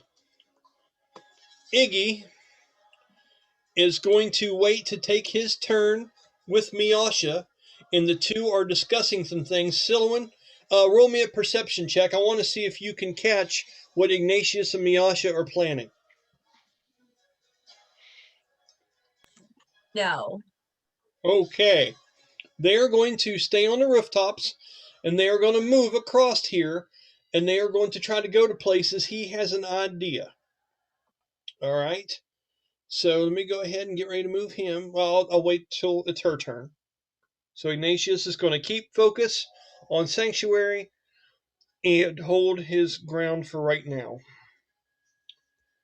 Okay, it's turn number 2. Number 3 person to go is Dagger Goblins. All right, where are they at now? My God. And you guys, the street is starting to get crowded. These soul sword ones seem to be coming out. Dagger's goblins seem to be coming out, rushing the streets. You've got 4 right here that you guys can see, and you still got that spellcaster up here above Tamyra. Okay? So on their turn, this little guy here, number 7. Let's go ahead and go to that. I tell you what, learn how to number these like this is a lifesaver for doing this shit. I'm telling you right now, without that, it'd be a hell of a thing. Okay, so 5, 10, 30, 40, right there. Okay, Shadow Goblin number 4, 5. Why isn't that moving? Should be. It's number. Oh, it's number 2. That's why. Okay, let me go here. Number 2 then. Number 2. 5, 10, 15, 20, 25. Okay, this goblin's coming over here, and it's going to get behind you. It is going to be flanking you because you have the spell one up above casting on you at the same time, Tamyra. All right?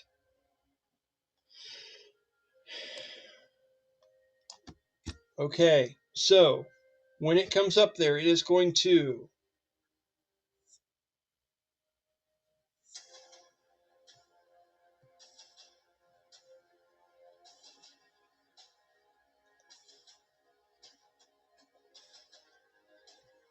just a minute here. Okay, as it gets up behind you, Tamyra, it senses that you have something on your person. Something is tainting you. And when this thing reaches up behind you, it draws up its dagger, and it says a certain command word. And it's going to come down, and all it has to do is touch you with the dagger for this to be successful. So, did it go past her? Wouldn't she get a reaction? No, what you're thinking of is you're thinking about attack of opportunity. And it's not her turn, and the goblin is coming up to her to attack her. Now, if the goblin was to move past her and keep going... Okay, so going behind her doesn't give you an attack of opportunity. No, it's only when you enter their range, and then you get the attack of opportunity if they leave that range or pretty much turning their back to the person. I digress. I'm sorry. No, it's I like you guys asking questions because it makes you smarter the next time we do it. So it's all good, really. It's D&D's a complicated fucking thing. It really is. So, but it's fun for that. So, as he does this, get back on the table, you bastard. Ooh. Okay. This is interesting.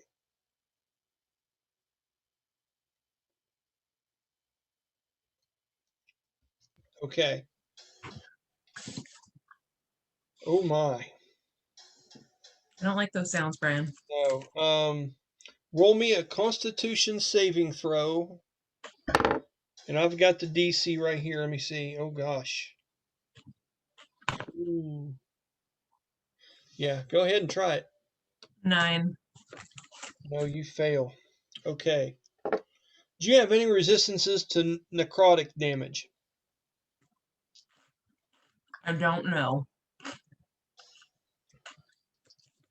Would that be in the handbook? All right, that's fine.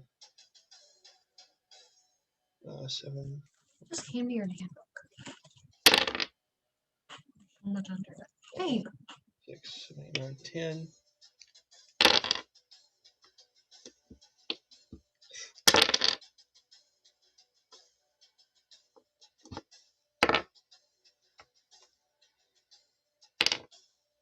Okay. Okay, here's what happens. And anyone close, of course, Daehan's going to see this. And Sha-dae, you're going to see this happen. As you're running up to Tamyra, trying to reach her to give her some information, right as soon as you do that, this shadow goblin, this number 2 shadow goblin, this dagger one, that's rough, comes running up to her. As it reaches that dagger up and it says a word, you can see all of its energy start to fade as if this is some kind of sacrificial thing that it's getting ready to do. Okay? And as it strikes down into her, the energy explodes from it and seems to leech on and wrap around her body as she takes a deep necrotic damaging hit. This black iron dagger that it had in its hand is now stuck in the back of Tamyra from a very, very successful hit just now. Okay? And when that happens, this thing did a soul sacrifice to pull off a spell it can do to kill itself. And it's called Harm. Harm is a 14d6 necrotic damaging strike. Oh my god. It's straight out of the book. Okay? And the thing is, though, when it does this, it's dead now. But there's something that's drawing them to her now and making them do these kamikaze attacks on her. After I rolled the dice down just now, it is 37 points of necrotic damage. Necrotic can't be healed until a short rest, correct? No, it can be healed. Oh, okay. So 37 necrotic. Yes, that's straight to your person. Your armors and stuff and your metals and things, it doesn't really seem to have that much of an effect on. This more attacks living things. That's fair. But you feel like hammered shit after this thing hits you. Now, here's the other part of this. Now I need you to roll me a wisdom saving throw. So it's going to be 19, 21, 22, 23, 24, 25. Okay. I'm glad you passed that. You do. Because you heard this thing start to whisper a suggestion to you. As if it was trying to give you some kind of commandment in its last dying breath. Okay, which is, this move is called Death Wish. Okay? You hear the words, but you're able to fight back and resist it and tell it, fuck you, no, I'm not doing that. And the words were, bring the mask to us. And what would you like to say in response of that as these words and this sharp, evil pain just courses through your body, starting with the dagger that just got stuck in your back? I don't think I'm going to say anything right now. I'm just going to take the beating and recoup until it's my turn. Okay. That goblin is destroyed now. Let me get rid of him. Ah, he fades away. God, I gotta get better sound effects. Okay. Dagger Goblin number 2, dead. Okay, I like it. All right. So, this one came and ran up to here. This one came at you and attacked you. That is all the shadow goblins for now that have turns. That would be number 4. Number 4 is going to be Miyasha. Okay. So, Miyasha is going to try to bound down in here and get to where more of these things can see her and she can distract more of them because that one's not on the roof anymore. Let's go ahead and try that now. Malsha. 5, 10, 15, 20, 25, 30, 40, 45. Okay, and with her acrobatics check, which she is freaking fantastic at, I think she gets like a plus 50. I don't even fucking know. I mean, it's ridiculous. She rolled natural 16. She's good. She bounds down off those steps, maybe even a little bit better than Sha-dae. I'm just saying. But not everything's a competition, right, Sean? Right. I mean, I'm the one with my name on that scoreboard, not her. That's fine. That's true. It's a valid point. All right. Also, Tamyra, remember that thing I asked you to write down that talked about sacrifices? Failed 1 sacrifice. Now put down 2. Okay. Can I also ask what a person's jump range is? Yeah, usually it's your average person, I think it's their dexterity score in feet. Is that correct, Sean? I Yeah. believe it's from a standing jump, you can do 5 feet per your dexterity modifier, I believe. Okay. If you take a running leap, it's 10 feet, if I'm Right. not mistaken. And to tell you the truth, it's not a very good rule. It's Yeah. broken. Okay. Yeah, because with just my dexterity, I can stand and jump 20 feet. Yeah, and that's ridiculous. Yeah. So usually Yeah. what I have it do is if for standing it's half your dexterity score, and if you're running, it's your dexterity score. And vertically it's even half of that. So if it ever comes up where you're wanting to do something like that, I can show you the math. Now you use magical abilities and things like that in your vaults that help you get up, plus the one wing gives you a little bit of an extra boost to help you climb up and do the things that you do. So keep that in mind. Not everybody could do what you do, Silouan. Not even close. All right, so Miasha has taken her turn. And now we have number 5, which are the spell goblins. All right. So, holy hell.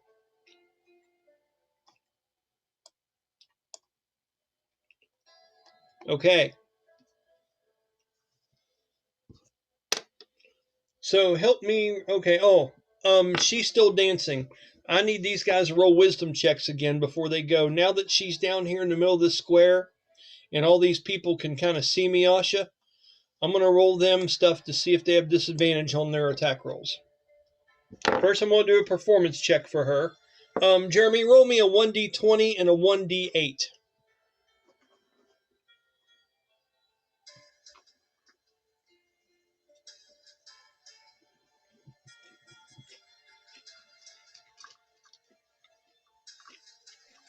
$18. 18? Okay. Let me see how they do. First goblin rolls a natural 20. That one rolls a 17 plus bonuses. I mean, but without bonuses added yet, so he passes. Holy shit. And the one on the roof right across from Tamyra rolls a 6. So that one fails. Quick So question: did Dahan ever go? he did. He just charged up the street to go right to here. He's still Oh, okay. activating that. Yeah. The reason why he didn't go anywhere, he's not the most. He doesn't have a lot of long range shit, and he was back here, but you guys killed everything. So he just charged on up the street, getting ready to tear into some shit. Yeah, but he moved from back here to up here. Gotcha. I just don't want to forget him. No shit. It's hard for me to without someone yelling at me every once in a while, so it's all good. I appreciate you. Okay, so we're going to say the first one to go is this one. It has disadvantage because Miasha's over there doing some belly dancing and getting everybody all kind of bothered about it. Let's go ahead and do another one of these. shadow bolts.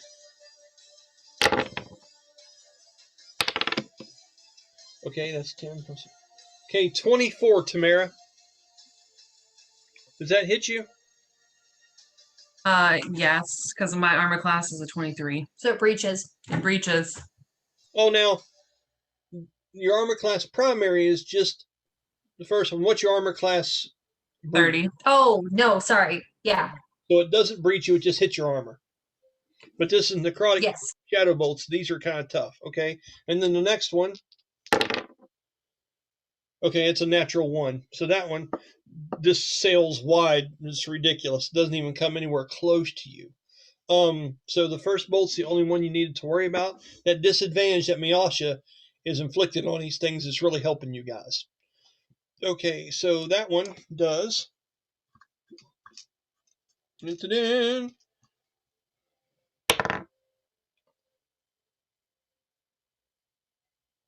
8 points of necrotic damage, and I need you to roll a wisdom saving throw.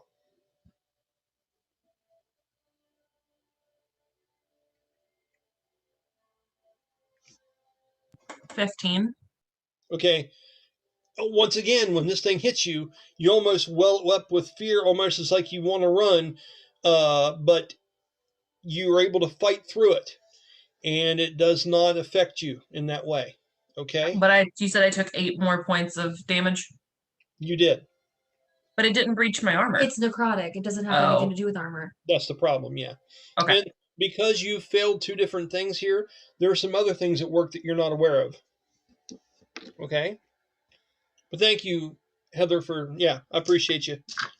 All right. The next one, over here in the distance. They're all going to let them sail in here. Okay.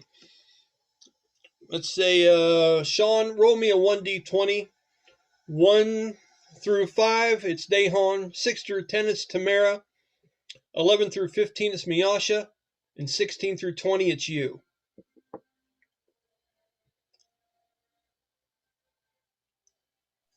That's a 12. Okay, so that's Miyasha, and then roll one more time for me.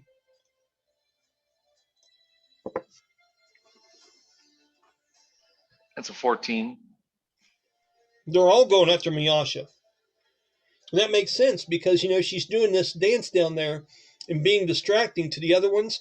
Now, there's 2 over here on this rooftop past their saving throws over here. So they're teaming up, and they're going to be shooting down here at her both of their shots. Let me move them real quick. That is 6 and 1. Okay, just a moment.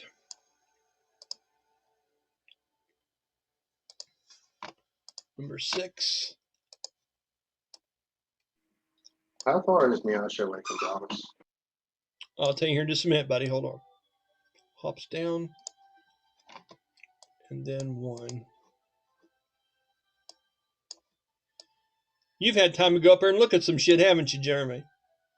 Okay. So they move. They're getting in range.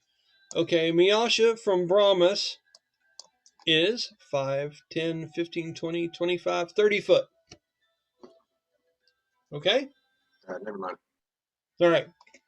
So Miyasha is getting 4 of these bolts hurled at her. Can you zoom out a little bit? I'm so sorry. I'm just trying to count squares. Yeah, go ahead. Thank you. Are you trying to count from the goblins to her? No, I'm being selfish and talking about myself. Oh, you're all right. I just got a message that my internet connection was unstable. So if I die here in a minute, you guys will know and I'll get back on, okay? Okay, 1 hits, 1 misses. 1 hits, and 1 misses. So 2 out of the 4 bolts soar down there, and although she's diving and moving and dancing around, it's still 2 of these catch her, as 4 of these shadow bolts that look like they have skulls with purple eyes inside of them come flying down and make contact with her. The damage... Oh, shit. That's not good. Okay. That one was max damage. That one's a 15. And then this one, that's better, is 9. Okay, Miyasha has to do a saving throw now. I'll have, let's go ahead and say Kara. Do me 2 different saving throws. You want to do a 1d20 plus a 1d4 on each one of these. Tell me what your first total is. All right. The first total. Ooh, 6. No, 16. 1d20 plus 1d4, right? Yep. I rolled a 14, you rolled a 2. Oh, so yes. I misunderstood. So that's a 16. Okay, and what's the next one? 4. Okay, here's what you guys see. On Miyasha's next turn, Miyasha all of a sudden stops dancing. Okay. Rachel's going to be like, what the fuck?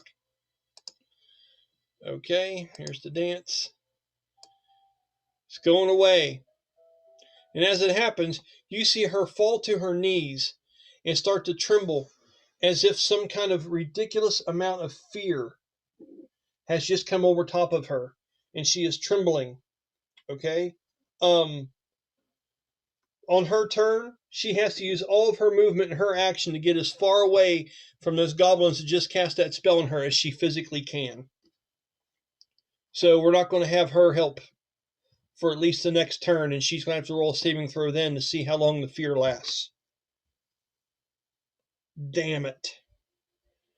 Okay, so where is you? Okay, sass ailments fear. All right. So, and she also took 24 points of necrotic damage on that turn too. She got messed up.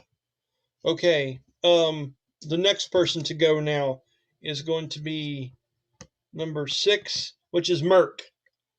You're up, buddy. She just got feared big time, and you see her crumble down to one knee and hold her face, trembling as if something majorly is wrong with her. You've seen all this kind of shit go on up here, Jeremy. What is it you would like to do, sir? Give me just 1 second to look. You okay?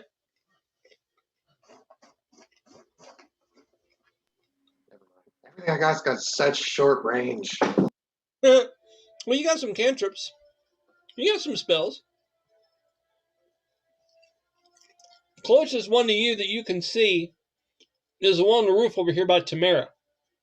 I'm going to use my movement to go in between Sha-dae and Miyasha. It'd be 1 square forward of the middle of them.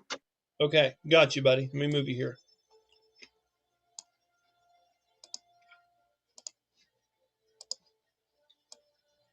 Right here? Yeah. Okay.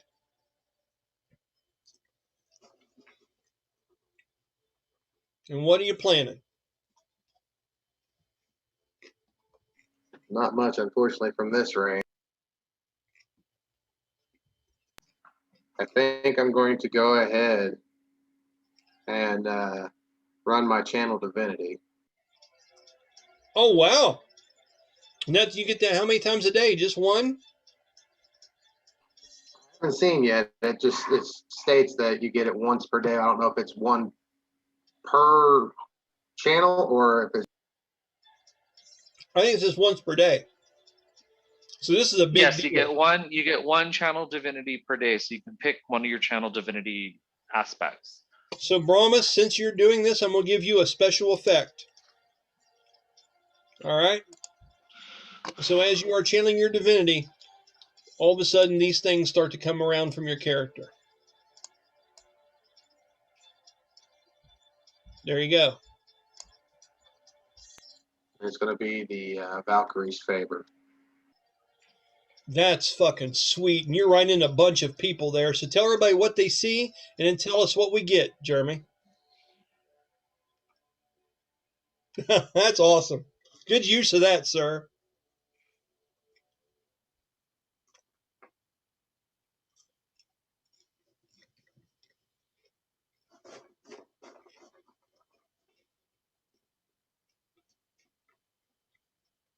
All right, so you see Brahmas, which is not something that he does a whole lot, but you see him come together like he's sending up a prayer. And as he does, everybody gets this sense of bolstering. With my roll, which was a 24 for the check, it was a nat 20 that I rolled for the charisma check on it. Awesome, buddy. So you're getting like the maximum benefit out of this. Not quite, max is 30, but for this, all allies may make one automatic attack or base level cantrip. Okay, and it does everything underneath that too. It stacks. So Am I close enough? Yeah, what's the range on it, bud? It doesn't even say. Ooh, so everybody. No, that means Brian made a mistake when he wrote it. Brian, don't take this away from me. I know. I would say a channel divinity like that, maybe 30 feet. I usually Everybody within 30. Everybody within 30. So you can put a note on there. Silhouette, you're like 150 feet away from him. That's close enough. And it's not that much. It's like 45. I counted, sir. No, I almost want to just, if you could sing like some kind of bard song in character to convince us that it would work, I would almost let you pull it off. So I'll tell you what I'll do. Kara, You are not going to do that to me. We could always throw in the nat 20 as oh, it just got a big boost. If you can sing a 2-line limerick about how this should be able to reach you, and you can do that in the next few moments here, I will, for some reason, intervene and give you the bonuses from this. You don't Google that shit. You come up with it on your own. I see your phone. You're not impressing me. All right, but go ahead, Jeremy, and tell them what they've won, Jeremy Keaton. So you get the all out. Well, no, hell, it just says all allies make one automatic attack or base level cantrip. Okay. You ignore damage resistances, and you get an additional 1d6 radiant damage on all attacks. And this all keeps up until the end of my next turn. Okay. Oh, and it's advantage plus another 1d6 radiant. So it's advantage, 2d6 radiant, and then you ignore damage resistance. Okay, so guys, you just got an awesome buff from him. It's called Valkyrie's Favor. This is a big one. So every bit of damage you do until the end of Brahmas's next turn, make a note of this on your sheets for now, plus 2d6 radiant damage to it. It gets advantage, and you ignore damage resistances. And then however you want to put in the automatic attack or base level cantrip, whether they just add it on top or... You can do it. We can do it right now. So that takes your full action to do that, doesn't it, Brahmas? Yeah, as an action. Okay. So right now, Silhouette, if you had a ranged attack, you could do that now. You could throw something down at one of these creatures if it was within range of you. Tamyra, Sir, I have written a limerick. I would like to hear said limerick. All right, so it is.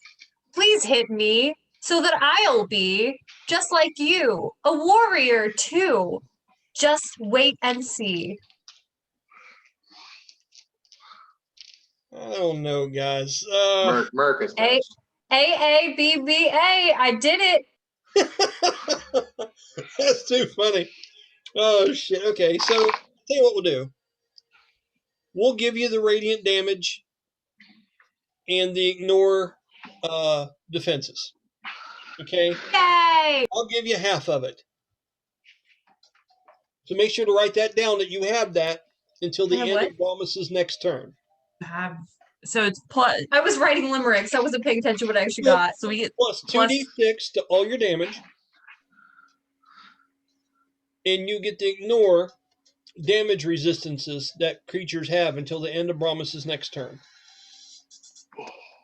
Okay? All right. Okay.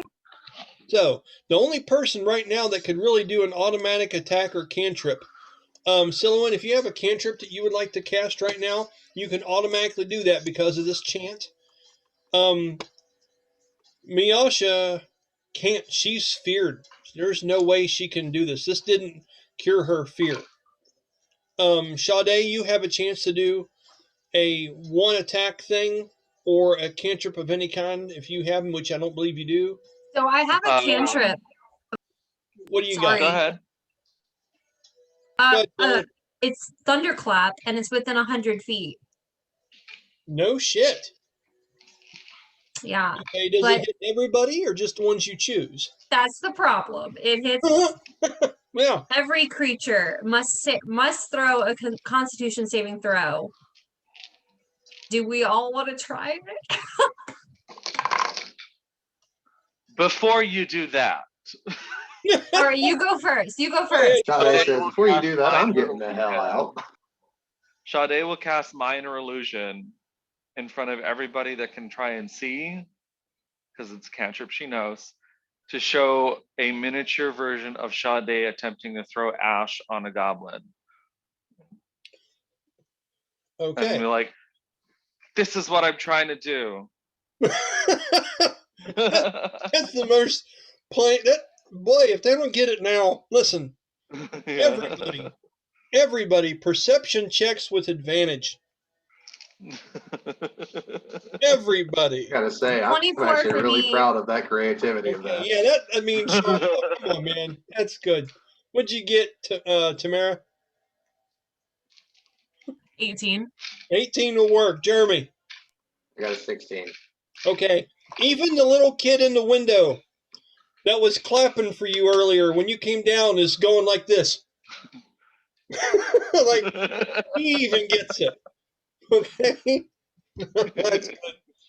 So, with that, we all understand now that he needs to throw dust on these to see which ones are one of the three, possibly. Okay? Yeah, there's that. Okay, so now, Tamyra, you have... now we'll go to Silouan. Now that he's done that, you're doing this thunder thing. Let's see here, 5, 10, 15, 20, 25, 30, 35, 40, 45. Okay, it's only 50 foot to go here, and you're on the edge of the roof. So you can see you're not back where you'd have to look over the arch of this roof. You're not back here. You're near the front of the arch here. Mm-hmm. You can see these creatures. Okay? The distance from falling down, plus the length of that, you could probably cast something like that right in this area where these three are, to tell you the truth, with 100 foot. All right, cool. That's what I'm doing. Now, when it hits the spot that you're wanting it to hit, what does it do from there? You create a burst of thunderous sound, which can be heard 100 feet away. Each creature other than you, within 5 feet of you, must make a wait. Oh, so it isn't actually 100 feet, is it? Doesn't sound like it. Bull crap. All right, fine. So I can still do a cantrip, correct? Uh-huh. Well, I'm gonna go ahead and cast Blade Ward. Oh my god, on myself. Okay, and I know what that does. And write down that you have to keep concentration on that, okay? It doesn't say. Oh, good. How long does it last? Does it say? Till next round. Till the end of my next round. Okay, well, go ahead and take off your 1 magic point for doing that. Cool. Because cantrips only cast 1, which is awesome. And you are. Oh, I thought it was 3. I've been taking 3 this whole time. No, cantrips are only 1 magic point. Level 1 spells are 3 magic points. Well, shoot. Well, shoot. All right, but that was just like a fluke cantrip, right? Yeah. Okay. And you have resistance to slashing, piercing, and bludgeoning damage until the end of your next turn. Yep, sure. That's awesome. Okay, Tamyra, you can cast a cantrip automatically because of Valkyrie's favor, brought to you by Brahmas. So does that little fucker up here, and you also have these things here in the street. are cantrips feats? No, they're spells. Yeah, Are all my level 0 I guess spells. I'm confused of what's a spell versus what's a cantrip. A cantrip is like something that you can do that's not an action. Well, Well, it is an action, but it doesn't really cost anything, and you get more of them. Does that make sense? Where are my cantrips? Well, You may not have any because you're not an actual spellcaster. I don't think I have cantrips. Okay. Yeah, paladins I don't think have cantrips typically. Yeah. They usually, They're just fighting spellcasters, which is not the same thing as like a druid or a sorcerer or anything like Now, that. her flail has a 10-foot reach, doesn't it? Yes. yeah, but this thing's Would up she be on able the to roof. reach? It's up on the roof ahead of her. He's 20 feet from me. Couldn't you Yeah. step forward and hit him? Well, you have an automatic action. You don't have a movement. Oh, You have an automatic attack. So I mean, she's on that Well, she can line, cast so that. therefore It's- he's within 10 feet. No, it's 10 feet up and then 10 feet across. right. So 20 feet. Fine. Now I think you took a feat that gives you 2 cantrips. It's called Spell Initiate. Look under don't- yours. I believe maybe you did that. I would pull it up, but I'm recording and I can't look at your character sheet while I'm doing this. You said something initiative? No, she doesn't. Oh, she's a magic initiate. That's it. So what are the 2 cantrips? Does it have written down there what 2 cantrips you've learned from that? Go to your spell list. Do you have a spell list? Yeah. I have a spell cards, or I have. And they'll have cantrip written on what level spell it is on there. And if it says that, you can use it. I don't think any of them say cantrip on it. Hold on. I remember Amy took that feat just so she could have cantrips. None of them say cantrip on them. They all just say like bonus action, 1 action. Okay. Well, Yeah. it may be something we have to work out at a later time then. So am I allowed to do anything? No. Super. Right on. Moving on. All right, you still get all that bonus damage after on your turn. Yes, ma'am, you do. That's good. Shout out to Brahmas. So, Brahmas Thank just you. went.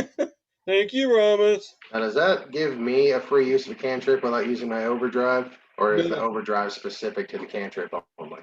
No, it doesn't do it for you as well. No. All right. So, Merc just went.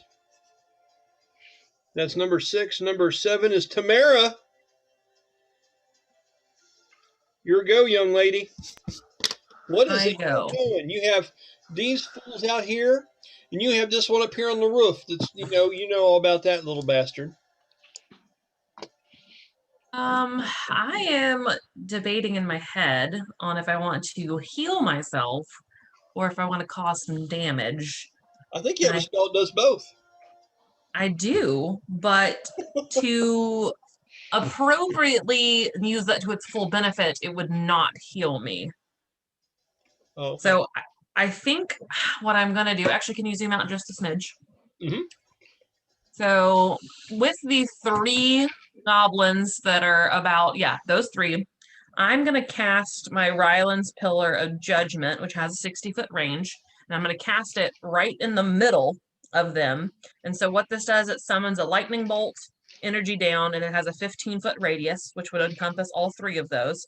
And all creatures within that area get a 2d6 radiant plus a 2d6 lightning damage plus my charisma bonus. Can you just move to the middle of them and then cast?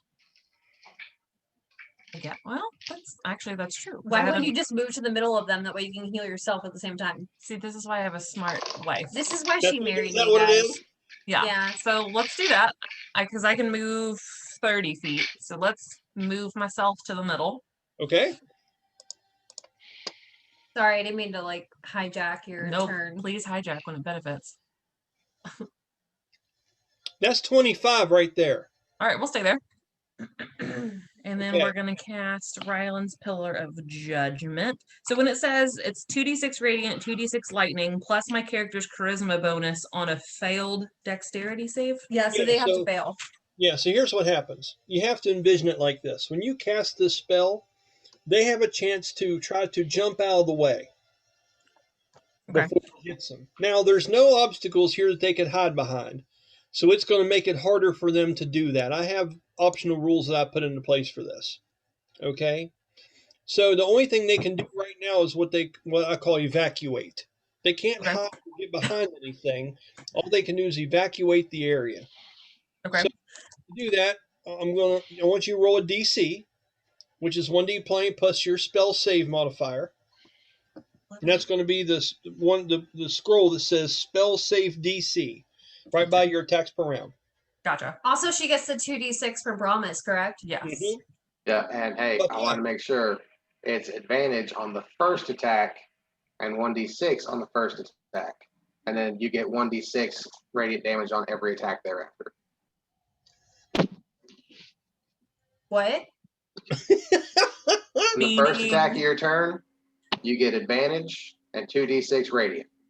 Oh, just for the first attack. I got you. And then Yeah, the I figured next it was only a attack, one-time any use. following is just 1d6 radiant. Oh, so it would just be for the one guy.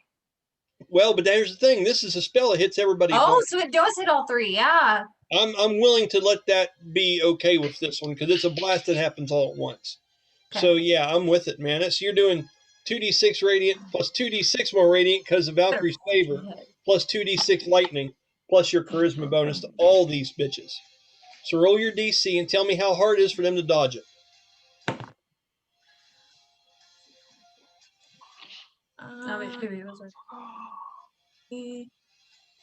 Yeah, 20. Wait, no, I gotta I'm add really bad at 25. Really? I am bad at math. You rolled a hell of a thing. Fail, fail, and fail. They all failed. They weren't able to jump out of the way in time. So let's go ahead and make this look the way it should, Tamyra, because I think you deserve it. All right, Tamyra. So she rolls 6, but 2 of those will be Advantage? No. 2 of those will be. What was the other thing you said in your? I have 2d6 radiant, 2d6 lightning. So 2 will be lightning, 4 will be radiant. Yes. But I get advantage on which one? None. All of them. All of them. Which, I mean, they hit. It hits automatically. The only way this would have missed them is if they'd have failed if they had passed their dexterity saves. They all failed them. So you're doing damage to all of them right now. It's automatic. All right, so I'm just rolling 6d6. Yes, you are. Just do that's the radiant. Okay. 1, So 7, 10, 14. Yeah, 14. 14 points of radiant. Yes. And then just 2. Okay, I'm going to add plus half that on these. That's 21. 9 lightning. Ooh, nice. Okay, so that's going to be 30. Because your 14 is plus half because these things don't like radiant damage. And then 9 is going to be 30 points to all 3 of these sons of bitches here. So as But that's you not enough to kill them, so it's fine. Plus, don't forget, I get to heal myself. Oh yeah, did you add your plus 7, babe? Oh, I didn't add my charisma bonus, which I'm proficient in charisma. So do I add my +4 +4? Nope, just a 4 on them. So that was +4. Sweet. 34. And then I also get to roll a 1d6 plus my charisma modifier to heal myself. Modifier? For each creature that got hit, right? It says up to 3 allies. No, it just says in addition, up to 3 allies that I choose within the area are healed for that. So it's just me. Okay. How far is the healing? what's the area? Just the 15 feet. Oh, so, yeah. Oh, I rolled a 1, but it's so I got a +5 to my health. Good. Good deal. I helped you. Okay, so number 4 of the soul swords took 35. Okay, then this one over here, this is a little goblin number 7 of the daggers. He took 35. And then we got this other soul sword down here, number 2, because I got him flipped. And he took 35. That's a hellacious hit. All 3 of those creatures are bloodied. They are below half hit points now. In that one attack, okay?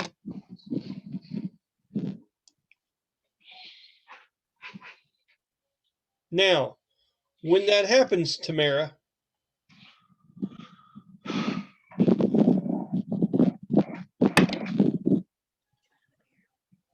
you take 9 points of psychic damage. Okay, once again, ignores your armor. Because you've been marked twice and you had that dagger that stuck down inside of your back when you were doing this moving around and such. Okay? I'm glad I healed myself for 5. That's what I'm saying, yeah. So remember that you do have that dagger that is still stuck in your upper shoulder, okay?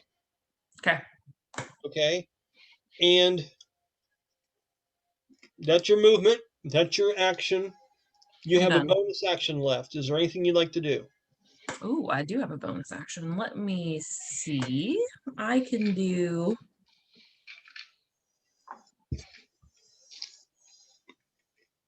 Actually, I'm gonna go ahead and cast my Ardidian's Radiant Flail. Ardanian. Yeah, so I already have my Searing Smite activated on my flail, but now I'm gonna activate that as well, and that's good for up to a minute. Okay. Now, I just want to tell you something. The Searing Smite, when you cast that on your weapon, it lasts on there until you make an attack and expend it. Once you hit, it's gone. Okay. It's like a one-shot thing. But Gotcha. Ardanian's Radiant Flail, now that will last on all your attacks for a certain duration. Gotcha. Yeah, that's So, for up to a minute. yes. So explain to everybody what that looks like and what happens to your flail as this happens. So once evoked, the caster's weapon takes the form of a large great flail wreathed with radiant flames. For the duration, the flail inflicts 2d6 radiant damage and has variable range of 15 feet upon command. In addition, the flail bestows favor upon those that serve. Ardanian's will and heals the wielder for 1d6 per each critical hit made while the spell is active. And if it's a critical miss, the wielder suffers 1d6 psychic damage. Okay. So it's a pretty neat spell. Right, make sure to write down that you have that on. And it lasts for a minute as long as you keep concentration on it. Okay? And did you take the magic points off for casting it? Okay. And there's a lot to it. That's why I'm always trying to remind you guys. There's a bunch of little shit there, so we got her. Okay, is that the end of your turn, Tamyra? Okay. So it's not concentration if it's a duration of 1 minute. It is, yes. It is? Yes. You're able to keep concentration on it, and you can keep it up for one. But it doesn't to a minute. say anything about concentration. Then it's been left out, but that's how things like if they have a duration of up to 1 minute, or a spell has a duration of 30 seconds, that's you keeping concentration on it. Okay. Yeah. And if you look through your player's handbook, you'll see a lot of spells like that. If you look at duration, it'll say up to 1 hour, up to 1 minute. When you look further into the description, you'll see concentration is how they're able to achieve that. Okay? So, that was Tamyra in all of its glory. Number 8, Silouan. You're next with limited benefits because you're a poet and we didn't know it up there on the roof. I'm so far away. Okay. You are a bit off. Now, you have all kinds of things at your disposal to get there if you need to get there. You just have to look into it a little bit and see. So what? Okay, like what? Because I've been doing a lot of research and kind of ignoring everybody by accident. I'm sorry. No, it's perfectly it's part of it. Yeah. But like I could do jump, but that's really not helpful. Volt is not helpful. At this point, you are a good bit away from everybody. You may just have to. You know what? What's your total movement? 40.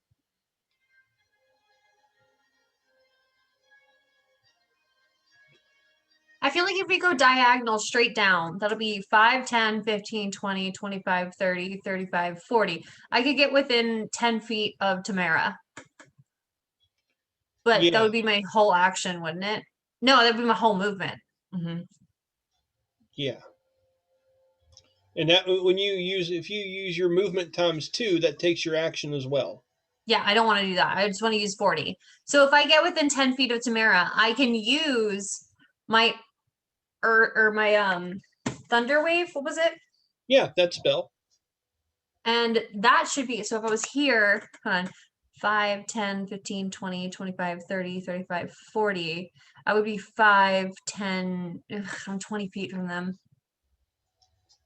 Let me see if I have another spell. Okay. I'll give you just a minute to think about it. And as you're doing that, number 9 would be Dahan would be after you. So let's see here. I know what he's doing. I know automatically what he's doing. Ha ha! Danny McGuffey, you brilliant bastard. Yeah, that's definitely what I'm doing with him. Okay. So, with you, Silwyn, what are we thinking here? You wanting to get in range to cast Right. something on somebody, or what are you thinking? I'm gonna get with I'm literally like 5 feet further than I want to be.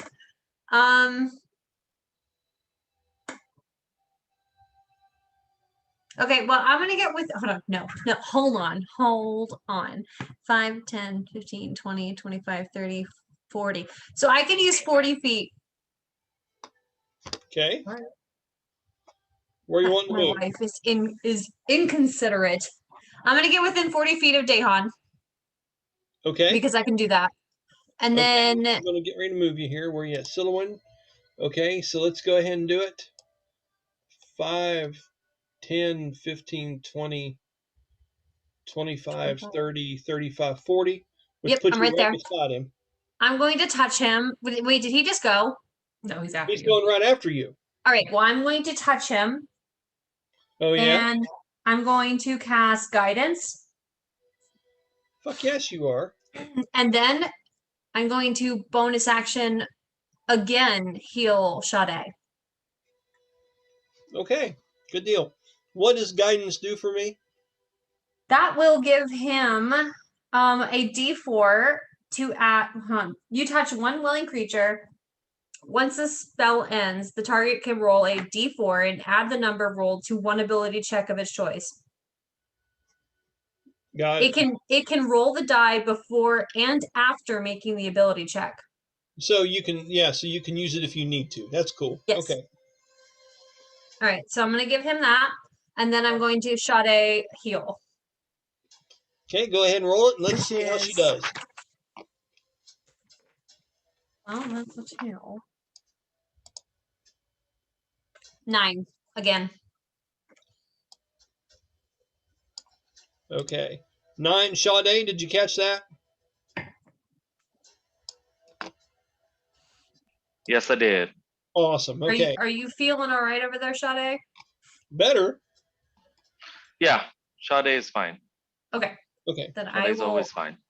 We'll continue using my bonus actions to heal people if needed. Okay. So, is there anything else you would like to do on your turn, or are you even able to do anything else?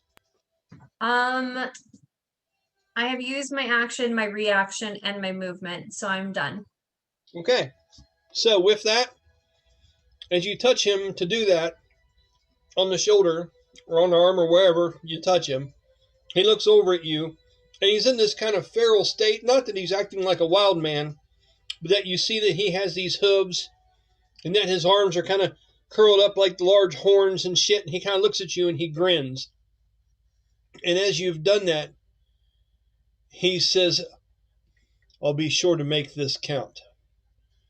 And as he does, he puts his head down almost like a raging bull, and his arms come up, and when he does, you can swear that there's this image, almost like the spirit of these great tusks, look like they're swirled up around his arms like the great front horns that a behemoth has on its head. And he uses his stampede attack. All right, well, before he does that, I take one out of Tamyra's book and I slap him on the ass and I say, go get it.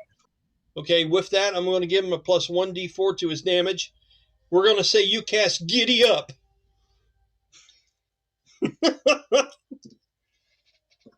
Write that down. That's a new cantrip. It's called Giddie up.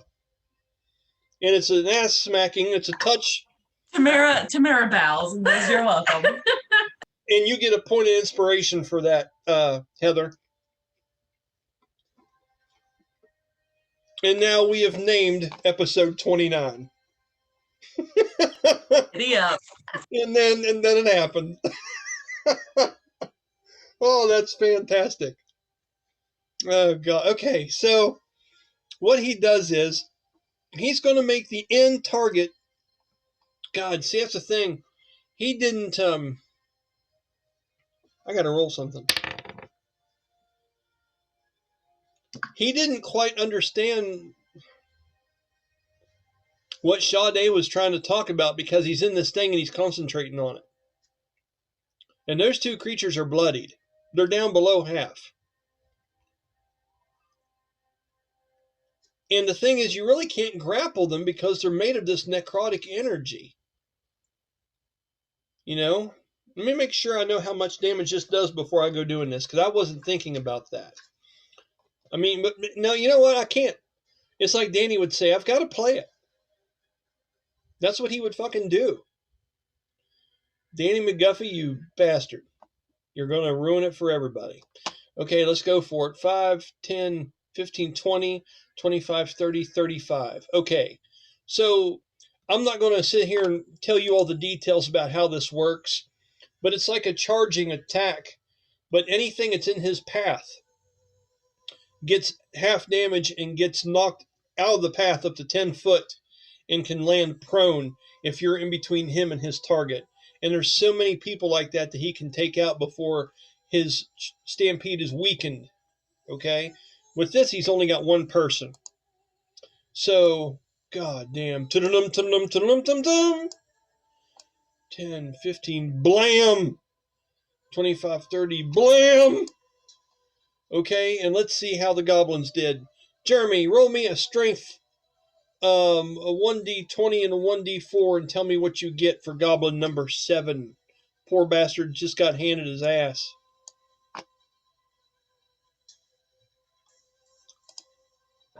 Six. A 6. Yeah, he didn't do so good. All right, okay, I got good news for you, Tamyra. I got great news for you. Let me tell you what he's looking like first before I tell you this, because he hit him, and now he's knocked him away. So now that he's going to knock him 10 foot backwards, you have this flail that can swing up to 15 foot. Yes, I do. Now, the problem is we don't know if we should be killing this thing or not. Okay? True. But let me tell you what it looks like after he goes through and stampedes it, and it may be okay for you to put an attack on it and make it super weak. Okay, so let's just see what happens. All right, so with me hitting that, goblin number 7 gets knocked back 5, 10 foot, and is prone. And that is goblin number, what was that again? That's 7. 7. Okay, prone. And the damage for that is, I'll tell you in just a minute.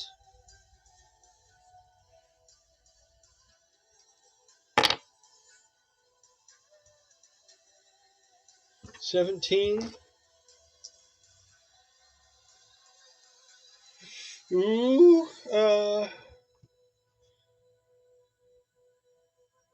no, he's on death's door. You probably shouldn't put another one on him.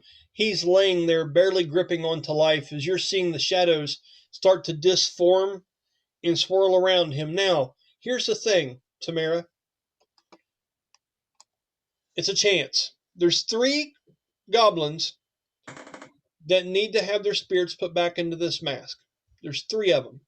We're fighting like 20 or so.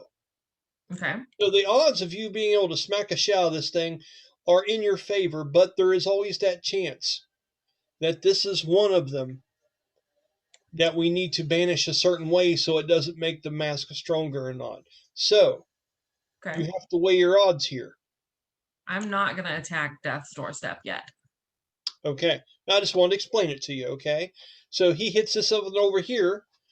Jeremy, roll me another strength, a 1d20 and a 1d4, and tell me what you get. And this is goblin number what? Brian, while he does that, can I ask you what I need to roll for attractiveness or attractedness? Attraction to Dahan. No, don't tell him that. Yeah. 15. We'll talk about it. 15? Okay, well, I'll explain it to you in just a minute. Okay, so that is... hold on. Which one was that little bastard again? Sorry, guys. Just a minute here. That is Soul Sword number 4. Okay. Sorry, Dahon. Move you back here. Number 4 gets knocked 10 foot backwards. 5, 10, which slams him up against the steps and knocks him prone. So that is going to do damage from him with the collision too, and he takes the blunt of this. Okay. This creature is slain. When he hits that creature at the end of that stampede and blasts into it, it gets underneath of his arms and he hits it with both hands like this, and it throws it in that stairway, and he hits it so hard, you see that black, this one doesn't seem to drop a black iron dagger like the one that attacked you, Kara. And it just explodes into necrotic energy and black shadows as they go off screeching and cackling, destroying this creature outright. Upon doing that, Ignatius will observe that the mask did not start to heal itself any further. This was a safe one to kill. Okay. And that is the end of Dahon's turn. He took his charge, took that one down. And then let's go ahead and talk about attractiveness. So I'm going to say this. When Dahon did that just now, after he had Giddie up cast on him. Yeah, no, I slapped him on the butt, and then I was like, oh. So, Yes. like... So far. It was hard. I mean, yeah, it was like, it was muscle, so... Yeah, it was solid shit. I'm going to roll something here.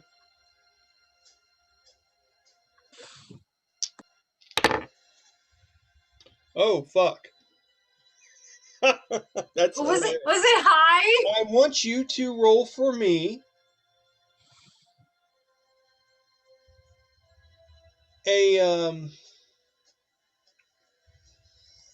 just roll me a regular charisma saving throw.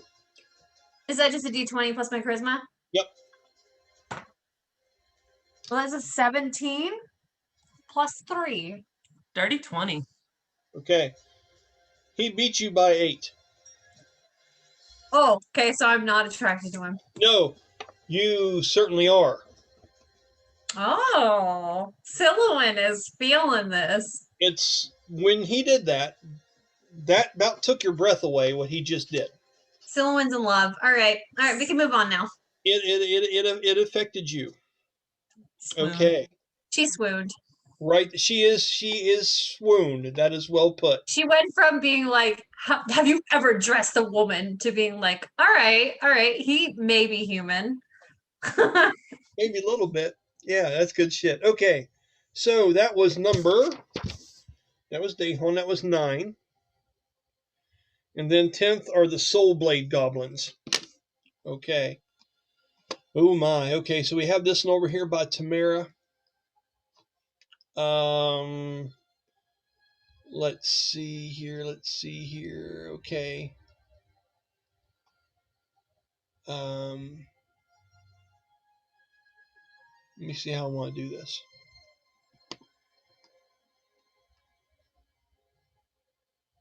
Okay, yeah, we got that one there, and we've got, where's the other Soul Blade? One back here. Okay, so number 6.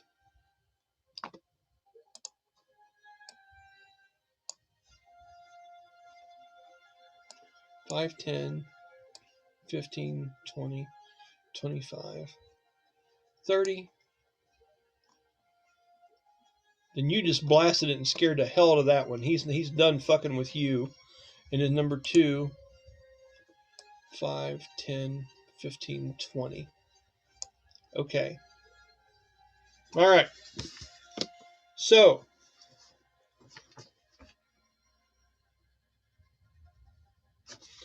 okay.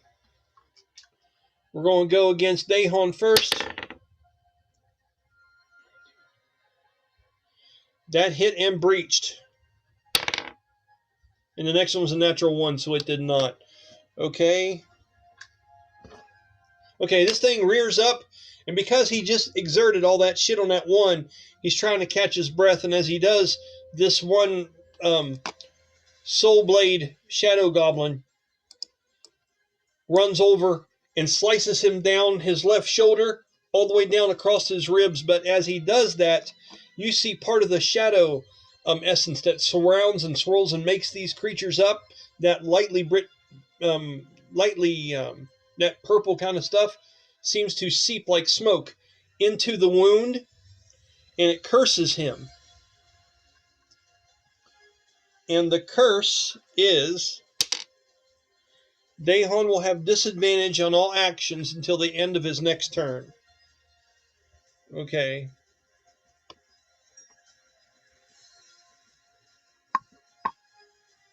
Okay. All right, and the damage from that was 18. Okay. That was Is a hard hit. Daehon looking okay?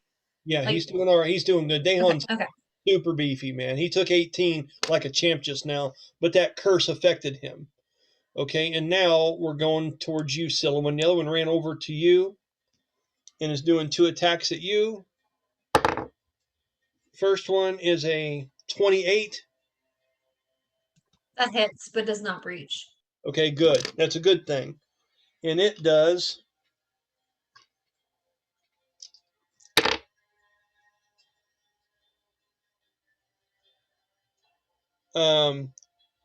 8 points of slashing damage, which is reduced to 4 because of the spell that you cast on yourself.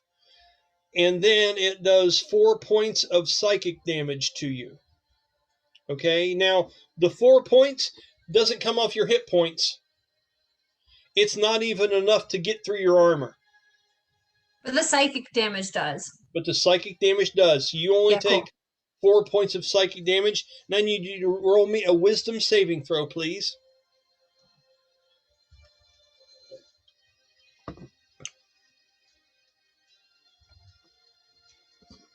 That's gonna be a 16. A 16. You passed. Okay. No ill effects from that. Okay. And now he's got one more attack. That one missed you altogether. He rolled a natural 2. So good deal. Okay, that is their turn. Now it is top of the round. It is you. Let me make sure I'm doing that right. That was 9, 10. Yep. Okay. We're back to Sha-dae, buddy. Okay, Sha-dae is gonna. She's just struggling. She's got 5 uses left. She's just struggling to know which one to use it on. She's gonna I move. want to say something real quick. I forgot. Ignatius was holding his turn Mm-hmm. to react to something with Miasha. There's something he's going to do here. He's been up there kind of looking at this and plotting and planning for it. Okay, flying. I wonder how far he could go. He can fly like normally 50 foot on his turn, so he could do 100 foot if he just flew outright. So let me see something here. 5, 10, 15, 20, 25, 30, 35, 40, 50, 55, 60, 65, 70. That's right here at the Goblin. 75, 80, 85, 90, 95, 100. Okay, so everything from here back. No, I don't think there'd be any way it'd be worth it. I don't think you could do it. Okay. Nope, he's just going to try to move over here on these rooftops and stay with you guys. He's still trying to devise a way to be able to strike things with this powder and make it be helpful for you guys, because you've got 5 more charges, he's got 6, and after that, that's the end of it. So he's going to fly his way all the way over to here on the edge of this house. Okay? That's all. Now you can go ahead and take your turn, Sean. Okay, Sha-dae is going to move up to the goblin above Silhouette. Okay? Let me move it here.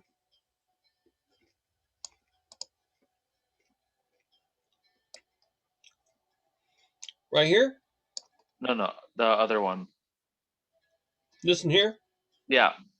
Okay, so we got 5, 10, 15, 20, 25. Now, if you go through this way here. I want to go behind Silwyn to get to that one. Okay, 5, 10, 15, 20, 25 foot. Okay. And then take another handful of ash and throw it on that one. Okay, what is this one? Number 7 dagger. Mm-hmm.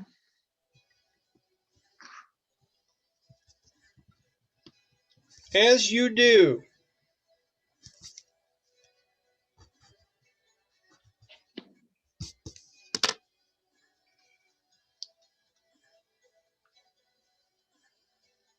Roll me 2d10 and 1d6. 2d10 and 1d6. That is 22 total.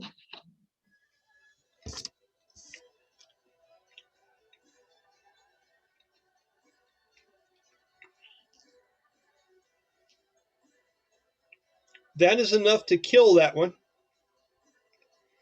But when it does, you see it become engulfed in flames from the dust as it screams out at you in agony and pain in a goblin-like shadowed tone.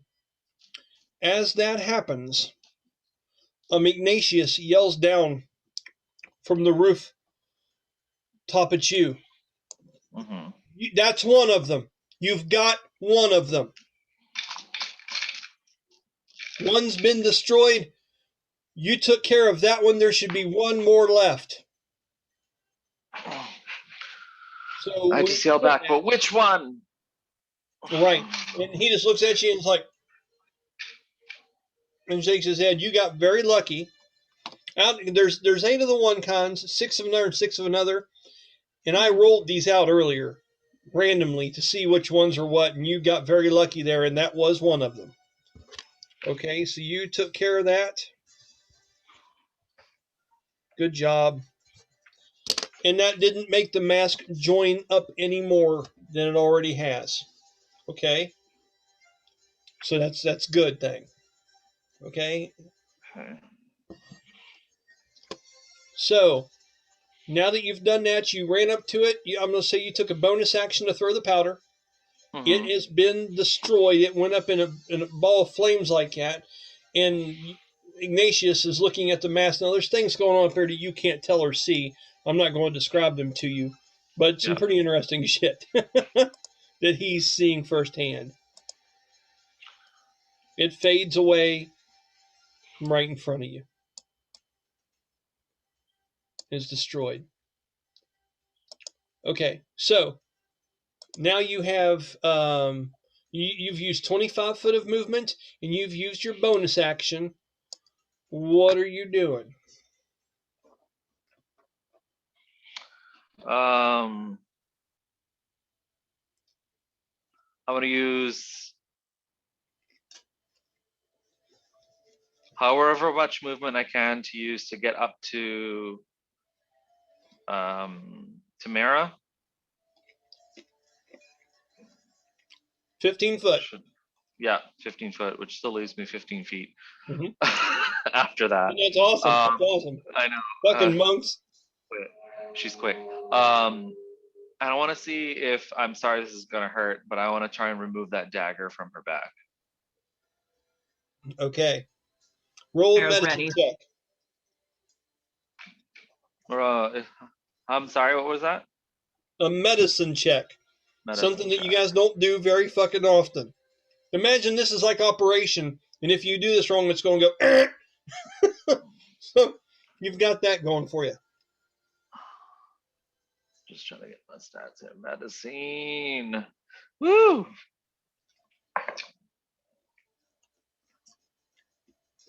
It's a total of 15. Okay, just a minute.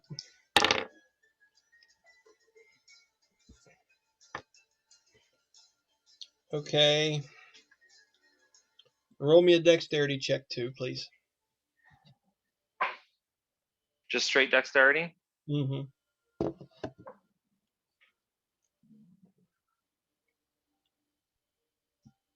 That is also a 15.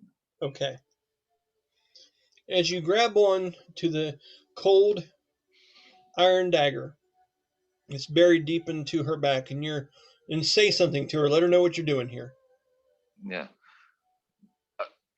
This is gonna hurt, love.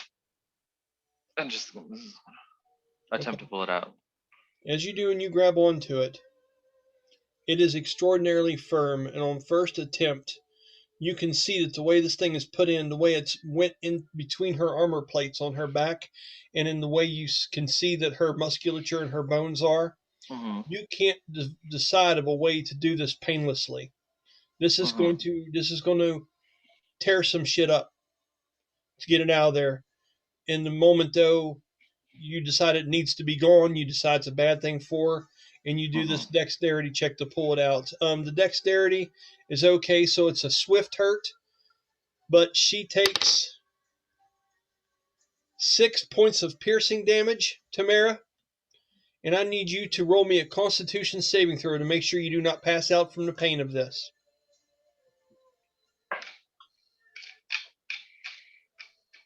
That was a nat 20 plus 3.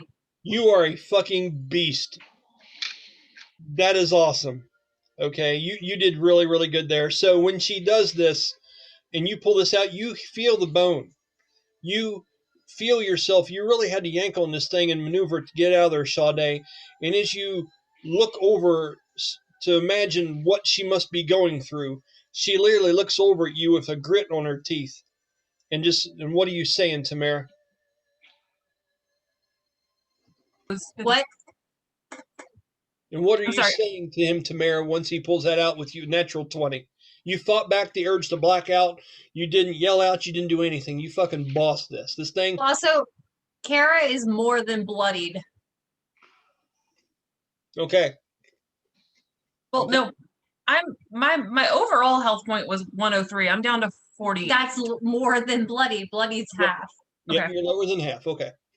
Okay, well, once Sha-dae gets it out, I guess I turn around and say, "Whew, I feel much better. Thank you." You do. You can erase one of those off that you had. You had 2 strikes against you. Now you only have 1.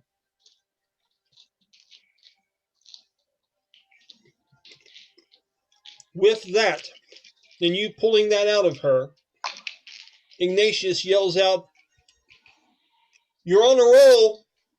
That as well was well done." And he holds up the 2 pieces, and he looks over, and he points to Isadora, as the mask now does not have hardly any tendrils at all holding the 2 parts together. So that was a very, very good round for you, Sha-dae. That was awesome, actually. Okay. Yeah, that was the most important round of the game so far. That was amazing. Do you have anything else you can do on your turn? No, you don't. That's pretty much it. No, that's it. That's your action. You did that. Okay. I mean, unless I can find 15 feet to move in some direction, but that's about it. No, I'm good where I am. You good? No, I'm good where I'm at, yeah. Okay, so the next person in order would be Iggy. And I'm going to say he spent his turn explaining those things to you and making those shouting movements from up top. He is also going to do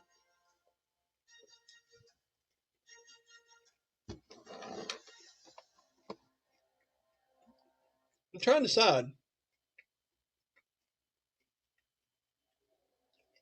Can he do I wonder.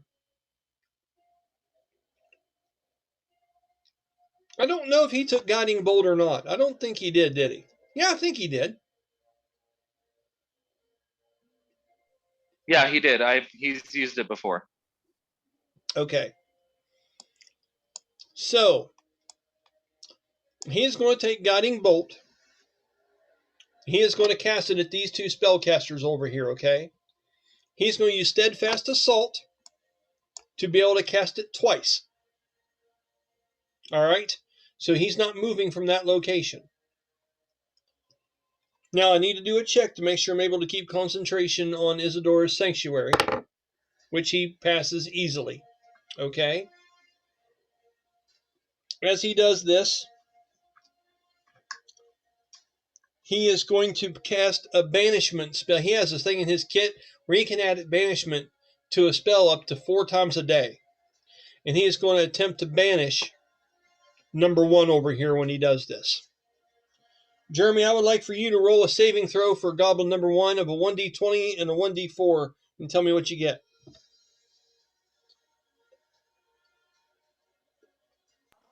12. A 12. Okay. Spell Imp number 1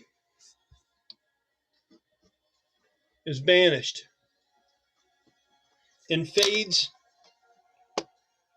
from view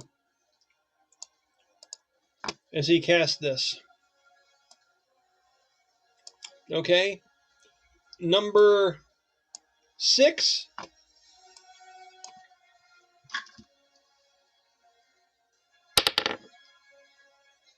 Fuck yeah. That's a hit. Doesn't have to breach it because there's no breach to it. Number 6 is hit with this, and the damage is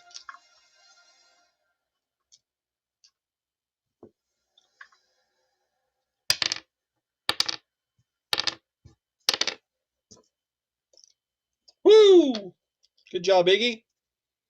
That is Spell Goblin number 6, and that is 28 points of damage.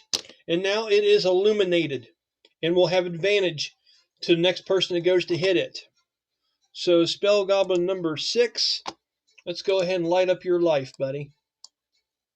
Let me get to this here.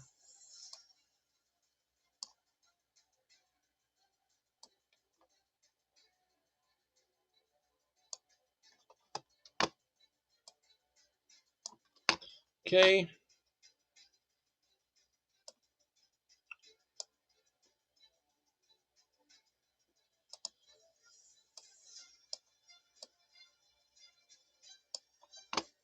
Just a minute. Isn't that cool?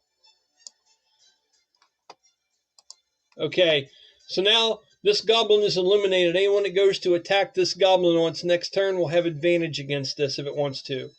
Iggy had a very, very good turn there. So having said that, everyone, it flew by. It is already 9:30, which is usually Kara's bedtime. Kara, you need to go ahead and get off here. I mean, we can go for a few more minutes. Okay, we'll go for a few more turns, just because I'm really it's rolling. So Iggy had an awesome turn there, banished one of them. Did this. Now this banishment, when he casts it in this way, he doesn't take a concentration. He rolls to see how long they're gone for, and if it ends up being a certain amount of time, this thing goes back to its realm. And let me see that. I need you to roll me a 1d10, Jeremy, and tell me what you get. If you get an 8 through 10, it's banished permanently.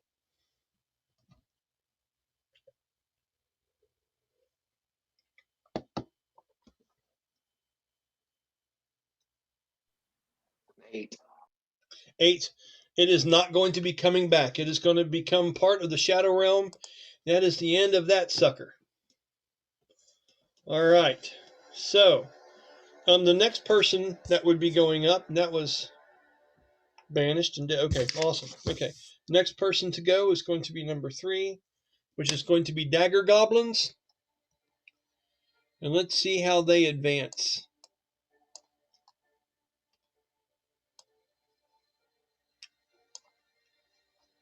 This is number 1.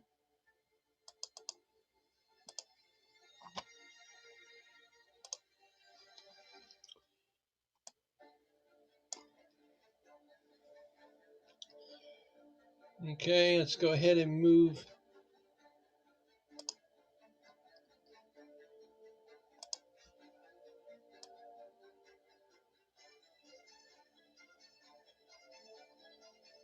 Okay.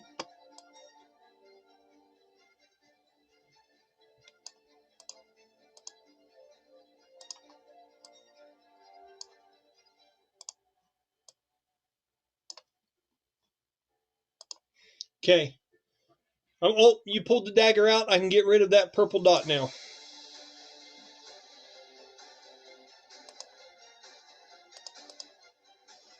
Let's eraser. Just a minute, guys. Sorry. And purple dot is gone. Okay. Why are you getting rid of the purple dot? Meant that I had the dagger. He pulled it out of your back. Right, but I still have one on my person. Oh no. Oh. Remember when the first one that I killed? Well, if you would please just keep note of that for me and remind me, okay? If you don't mind, just write a little note on your character sheet. Cool. Is that cool? Okay. All right.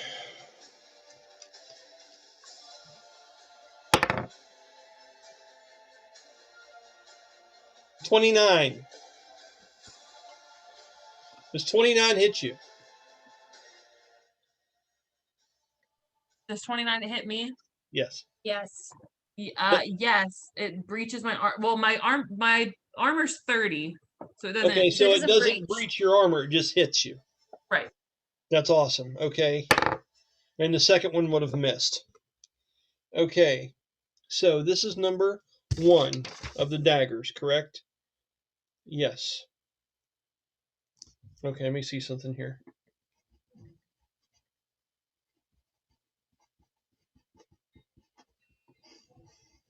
Okay. All right, it is going to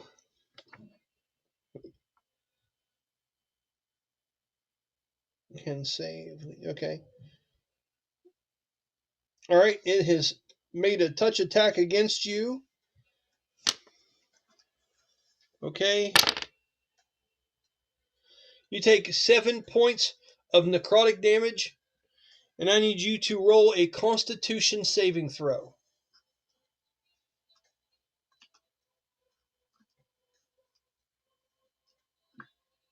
That's another nat 20.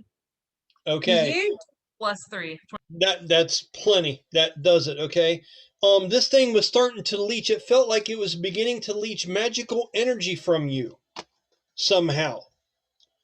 And just as soon as you felt the pull, all of a sudden you just felt this restraint and you sucked it back in. That dagger being stuck in your back has enraged you to a point where you are fighting back of 20s like a fucking champ. There's no one going to fool with you today. Not after the talk you had of Valdera earlier tonight. Not after winning the arm wrestling competition. None of that shit's going to stop you from wiping this evil straight off the streets. And you're showing it with your rolling. That's awesome. Okay? So, oh, hold on. Yeah, that's how that would have went. Okay, and that's the end of that one's turn. And then I need to go to, where's the other little bastard at? It's not him. It's not his go. It's this one here. And he is going to go. That is number 8. 8.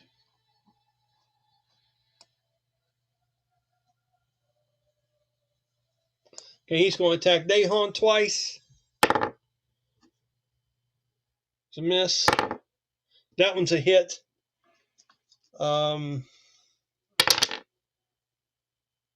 8 points of necrotic damage. And he's going to roll. He fails. Okay, here's what you see happen, Tamyra, and this is the fate that you almost had too. This goblin runs over to Dahan and tries to do the exact same thing, but when he's able to strike at him with that dagger and it cuts him to a degree, you see almost something being drawn out of him, almost like this green, golden-like energy that he seems to be radiating because he's connected with the earth and with this behemoth, and it seems to dampen that aura. for just a moment, and he loses concentration on that, and he also loses. Did he ever use my +4 to guidance that I gave him? Yes. When he was charging. Yep. Okay, just wanted to make sure. No, it's all good. And when that happened, he lost 7 magic points. Were drained from him when he did that, and now the behemoth is dropped. Damn it, dude. So let me take that back. Let me look here. So behemoth is no more. And it fades. He will not like that. Okay, and that is going to be the end. Let's see what some of these fuckers are doing back here. Yeah, things are going to get serious here in a minute, I have a feeling. That's a number 5. Okay, we're almost to it.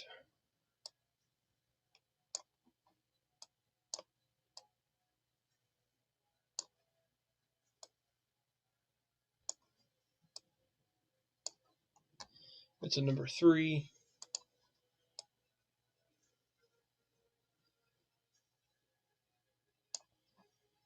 Okay. That's a number 6.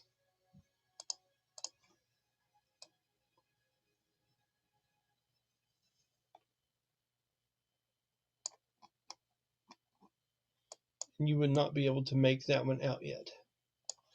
I'm going to make him a little transparent like that. So number 6 is kind of hiding. Okay. That will be the end of that turn for them. Okay. So, number 7, Tamyra.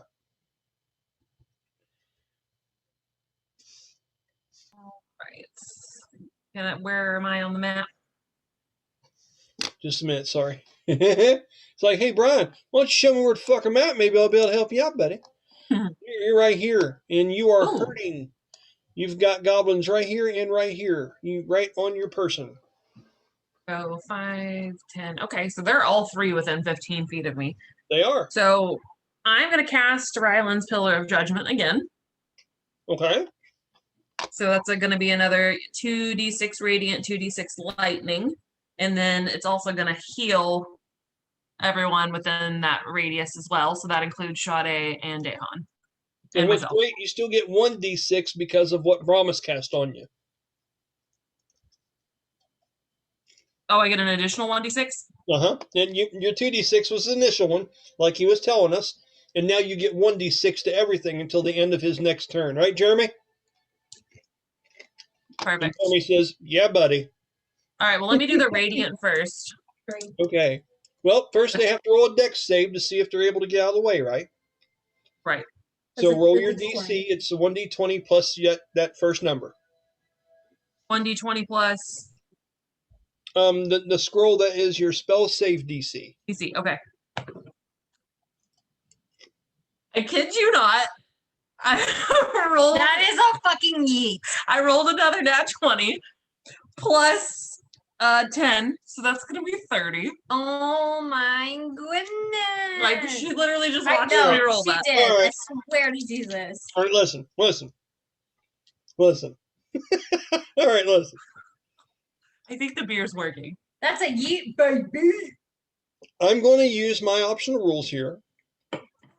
And this is going to be a mortal blow. Ooh. Oh. That means all your dice are automatically maxed. Oh. That's 5d6. That's sick. That's 30. Right? Okay, Mhm. 5 times 6 is 30. Mhm. Yeah. Times 2 of that, because it's a 20 that you 60. rolled on it, is 60. Holy shit. Plus your Your damage. charisma which modifier is 4, 4. right? No, So plus my damage. 64. No, 67. No, I'm not. That's my flail. That doesn't count. Right, Oh, shit. that's for the flail. It's the charisma bonus, which is 4. So the 4. So 64. Holy hell. Yeah. Wait, we don't want to kill these guys though. Can we hold off from killing them? And not now. Whoops. Babe. But will we also, since I rolled so well, that's gonna heal everyone, or do I need to roll the d6 again to heal? Max on that, too. Max on that. Oh, So 6 for that too? It's a mortal everyone- blow, so everybody gets the maximum amount of that. So everyone gets that plus. So everyone gets 10 because my charisma modifier. So everyone gets 10 to their health. All right. So remember that. Let me bring his up. Daehan and Sha-dae. I feel like Day. Oh, well, Day hadn't departed. Okay, got it. Wow. Sha-dae, you go up another 10. And then let's see what happens. That was an awesome use of that spell. Okay, so we got 6 of the Shadow Blade. That's fine. And don't forget that 2 of those 6s are going to count more for the radiant damage, or 3 of the 6s. 3 of them. Yeah, because they're at the half. Yeah. So they're dead. They were I just well annihilated them. you did their hit points and then some on those. That's good. Now I just have to make sure to see if you fucked up or not. Uh-oh. That one's a number 8. So this is the Soul Sword. Let's go there. Shadow Goblin number 8. That's okay. Okay. This is number 6. It's probably bad. And that would be a Soul Sword. Brian, don't you do this to us. I didn't do this. Brian, the DM, don't you do this to us. You know, I tell you what, you're going to have to do better than a 2-line limerick on this one. Let's see. It was 5 lines, thank you. It was AABBA. That's fantastic. Just a minute here.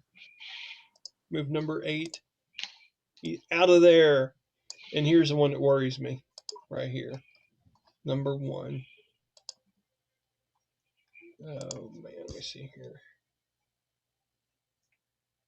Nope. Okay.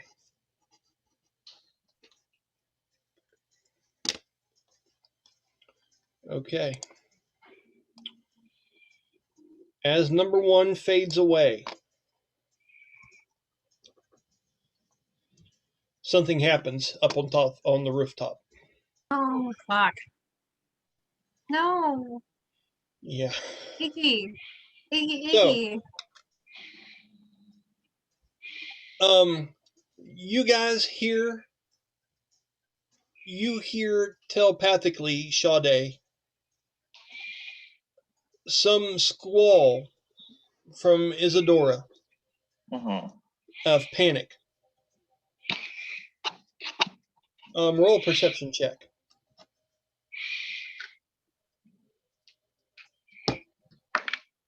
Can we also roll a perception check at disadvantage to see what's going on? You won't have to. In a minute, you'll be able to see it. Okay. That's a 17.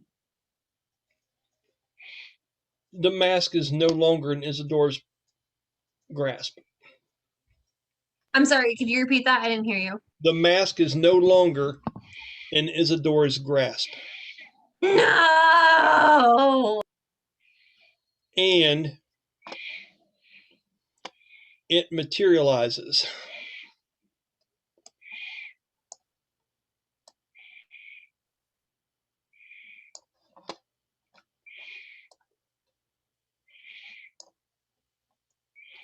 On Tamyra. Oh, shit.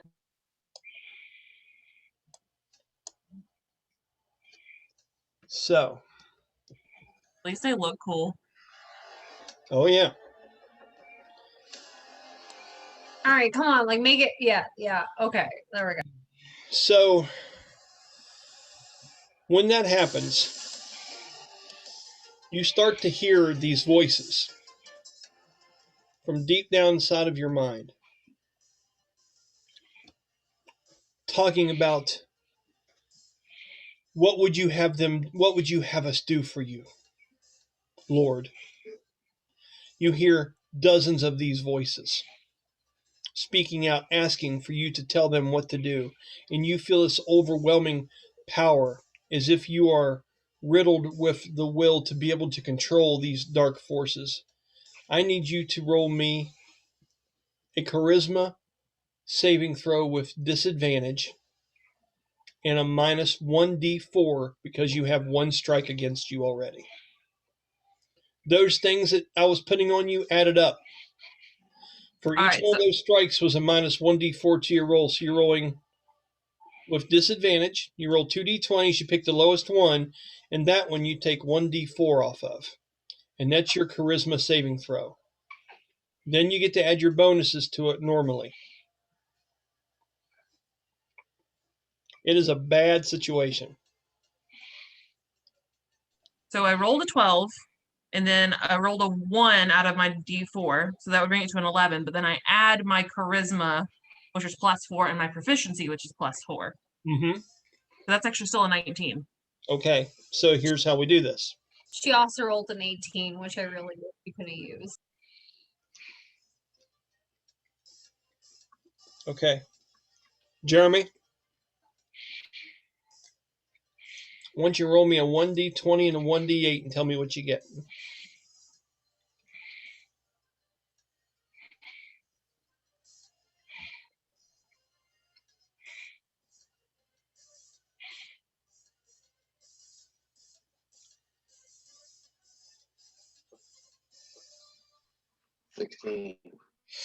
A 16. You are in a stunned state, Tamyra, but you are resisting the mask for now. Okay. You find yourself battling with these voices, arguing out with them. What are some things you would say to these, like, just, I don't even know what I would call them, these fiendish voices that are reaching out, asking you, it's like, who should we murder now? Who's next? Whose life would you like us to take for you? Goblin Lord. What are some things that you're saying to try to fight these things back?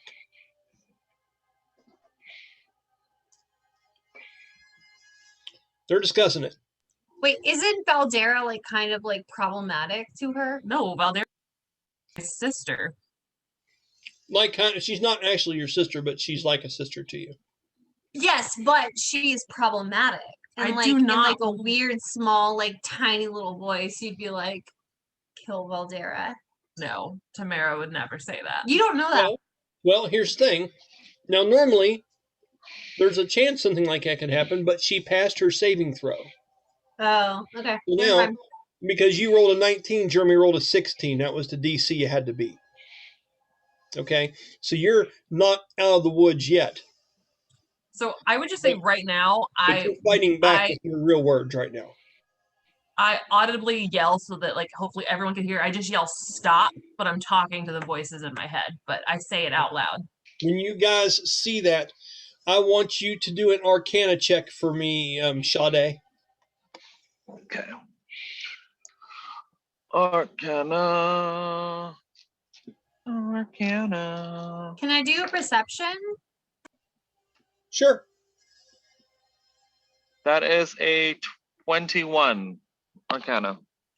You get what's going 22 on. for me. You get what's going on, and you see that she's having some kind of mental battle of some kind as you are tied up with another one of these goblins right now, and it's hard for you to make out too much past that. But For you sure. can hear her shout out, and you know Tamyra is in some kind of mental struggle or battle. You get what's going on, Sha-dae. Mm-hmm. Okay. Sha-dae will shout out if anybody can help her with mental defenses that might be prudent. Okay. With that, after you yell no, we're going to go ahead and end tonight. And we'll pick this back up, and it will be Silowin's turn. At the top of the turn. How close to death is the goblin in front of me? Or what does he look like? I'm sorry, I shouldn't The one like in front of you, metagame. that's okay, it's okay. I'll give you a roundabout, because I'll just say that perception. When you're over there and you're trying to look, I'm saying you're looking at him too, trying to size up everything that's going on around you right now. Just one moment, okay? Because there's a lot of them, and I can't tell you for sure until I start fucking looking at it. So that is number 2, Soul Blade. He is bloodied. He's one of them that she got in her first spell. So that one Okay. is bloodied. Okay, sounds good. Okay, so that you need to be thinking about that. Everyone as a group start thinking about, but when we play next time, what can you all do to help Tamyra? Especially Brahmas. You know, you're the closest thing to a paladin we've got up here, especially with Ignatius as well. You know what I mean? You've got powder, but would it even work on this? You know, the thing is gone. This thing has been enacted, but she's fighting against it right now. You know, Asliar lost his hex blade, breaking this thing in half the first time. There's other goblins out there that still need to be destroyed that are going to start flocking to that thing. And if it's able to defeat her mentally, and she's able to start having these things attack you, and she comes at you all with that radiant flail out in her hand, there's going to be a hell of a lot of pain coming your all's way.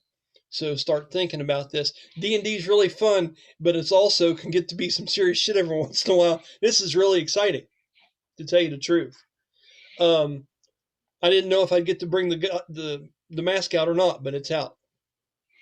So let me go ahead and stop my share, and we'll have a conversation here in just a moment. Hold on. Okay. So that happened, and we didn't even take a break tonight. I mean, it went by fast, guys. It really did. I want to thank you all for hanging in there and putting up with it. I thought the pace of it was really good. I thought that was well played. More fucking 20s than you can shake a stick at. That's just ridiculous, man. That was awesome. Dude, okay. So me and Kara were like just throwing for fun for a second there. And like she would throw like nat 1, I would throw a nat 20. She would throw a nat 1, I threw a nat 20. We did that 3 times in a row. I do not know how to tell you other than like, oh my God. Like, Well, and then at the beginning, Because they of told her, tonight, I was rolling kind of shitty in the beginning, and then after 3 beers, it was like, and you took that sword out of my back. I was like, let's fucking go. let's fucking go. All right. the So dice decide. we'll talk about that all more here in just a minute. We'll have our normal bullshit session. Like I say, I do want to thank you guys from all my heart for hanging out. This was a really fun one. Everyone watching, once again, I'm Brian Kynes, surrounded by a really good company, and we will try to finish this up and see you all again on Wednesday. Take care.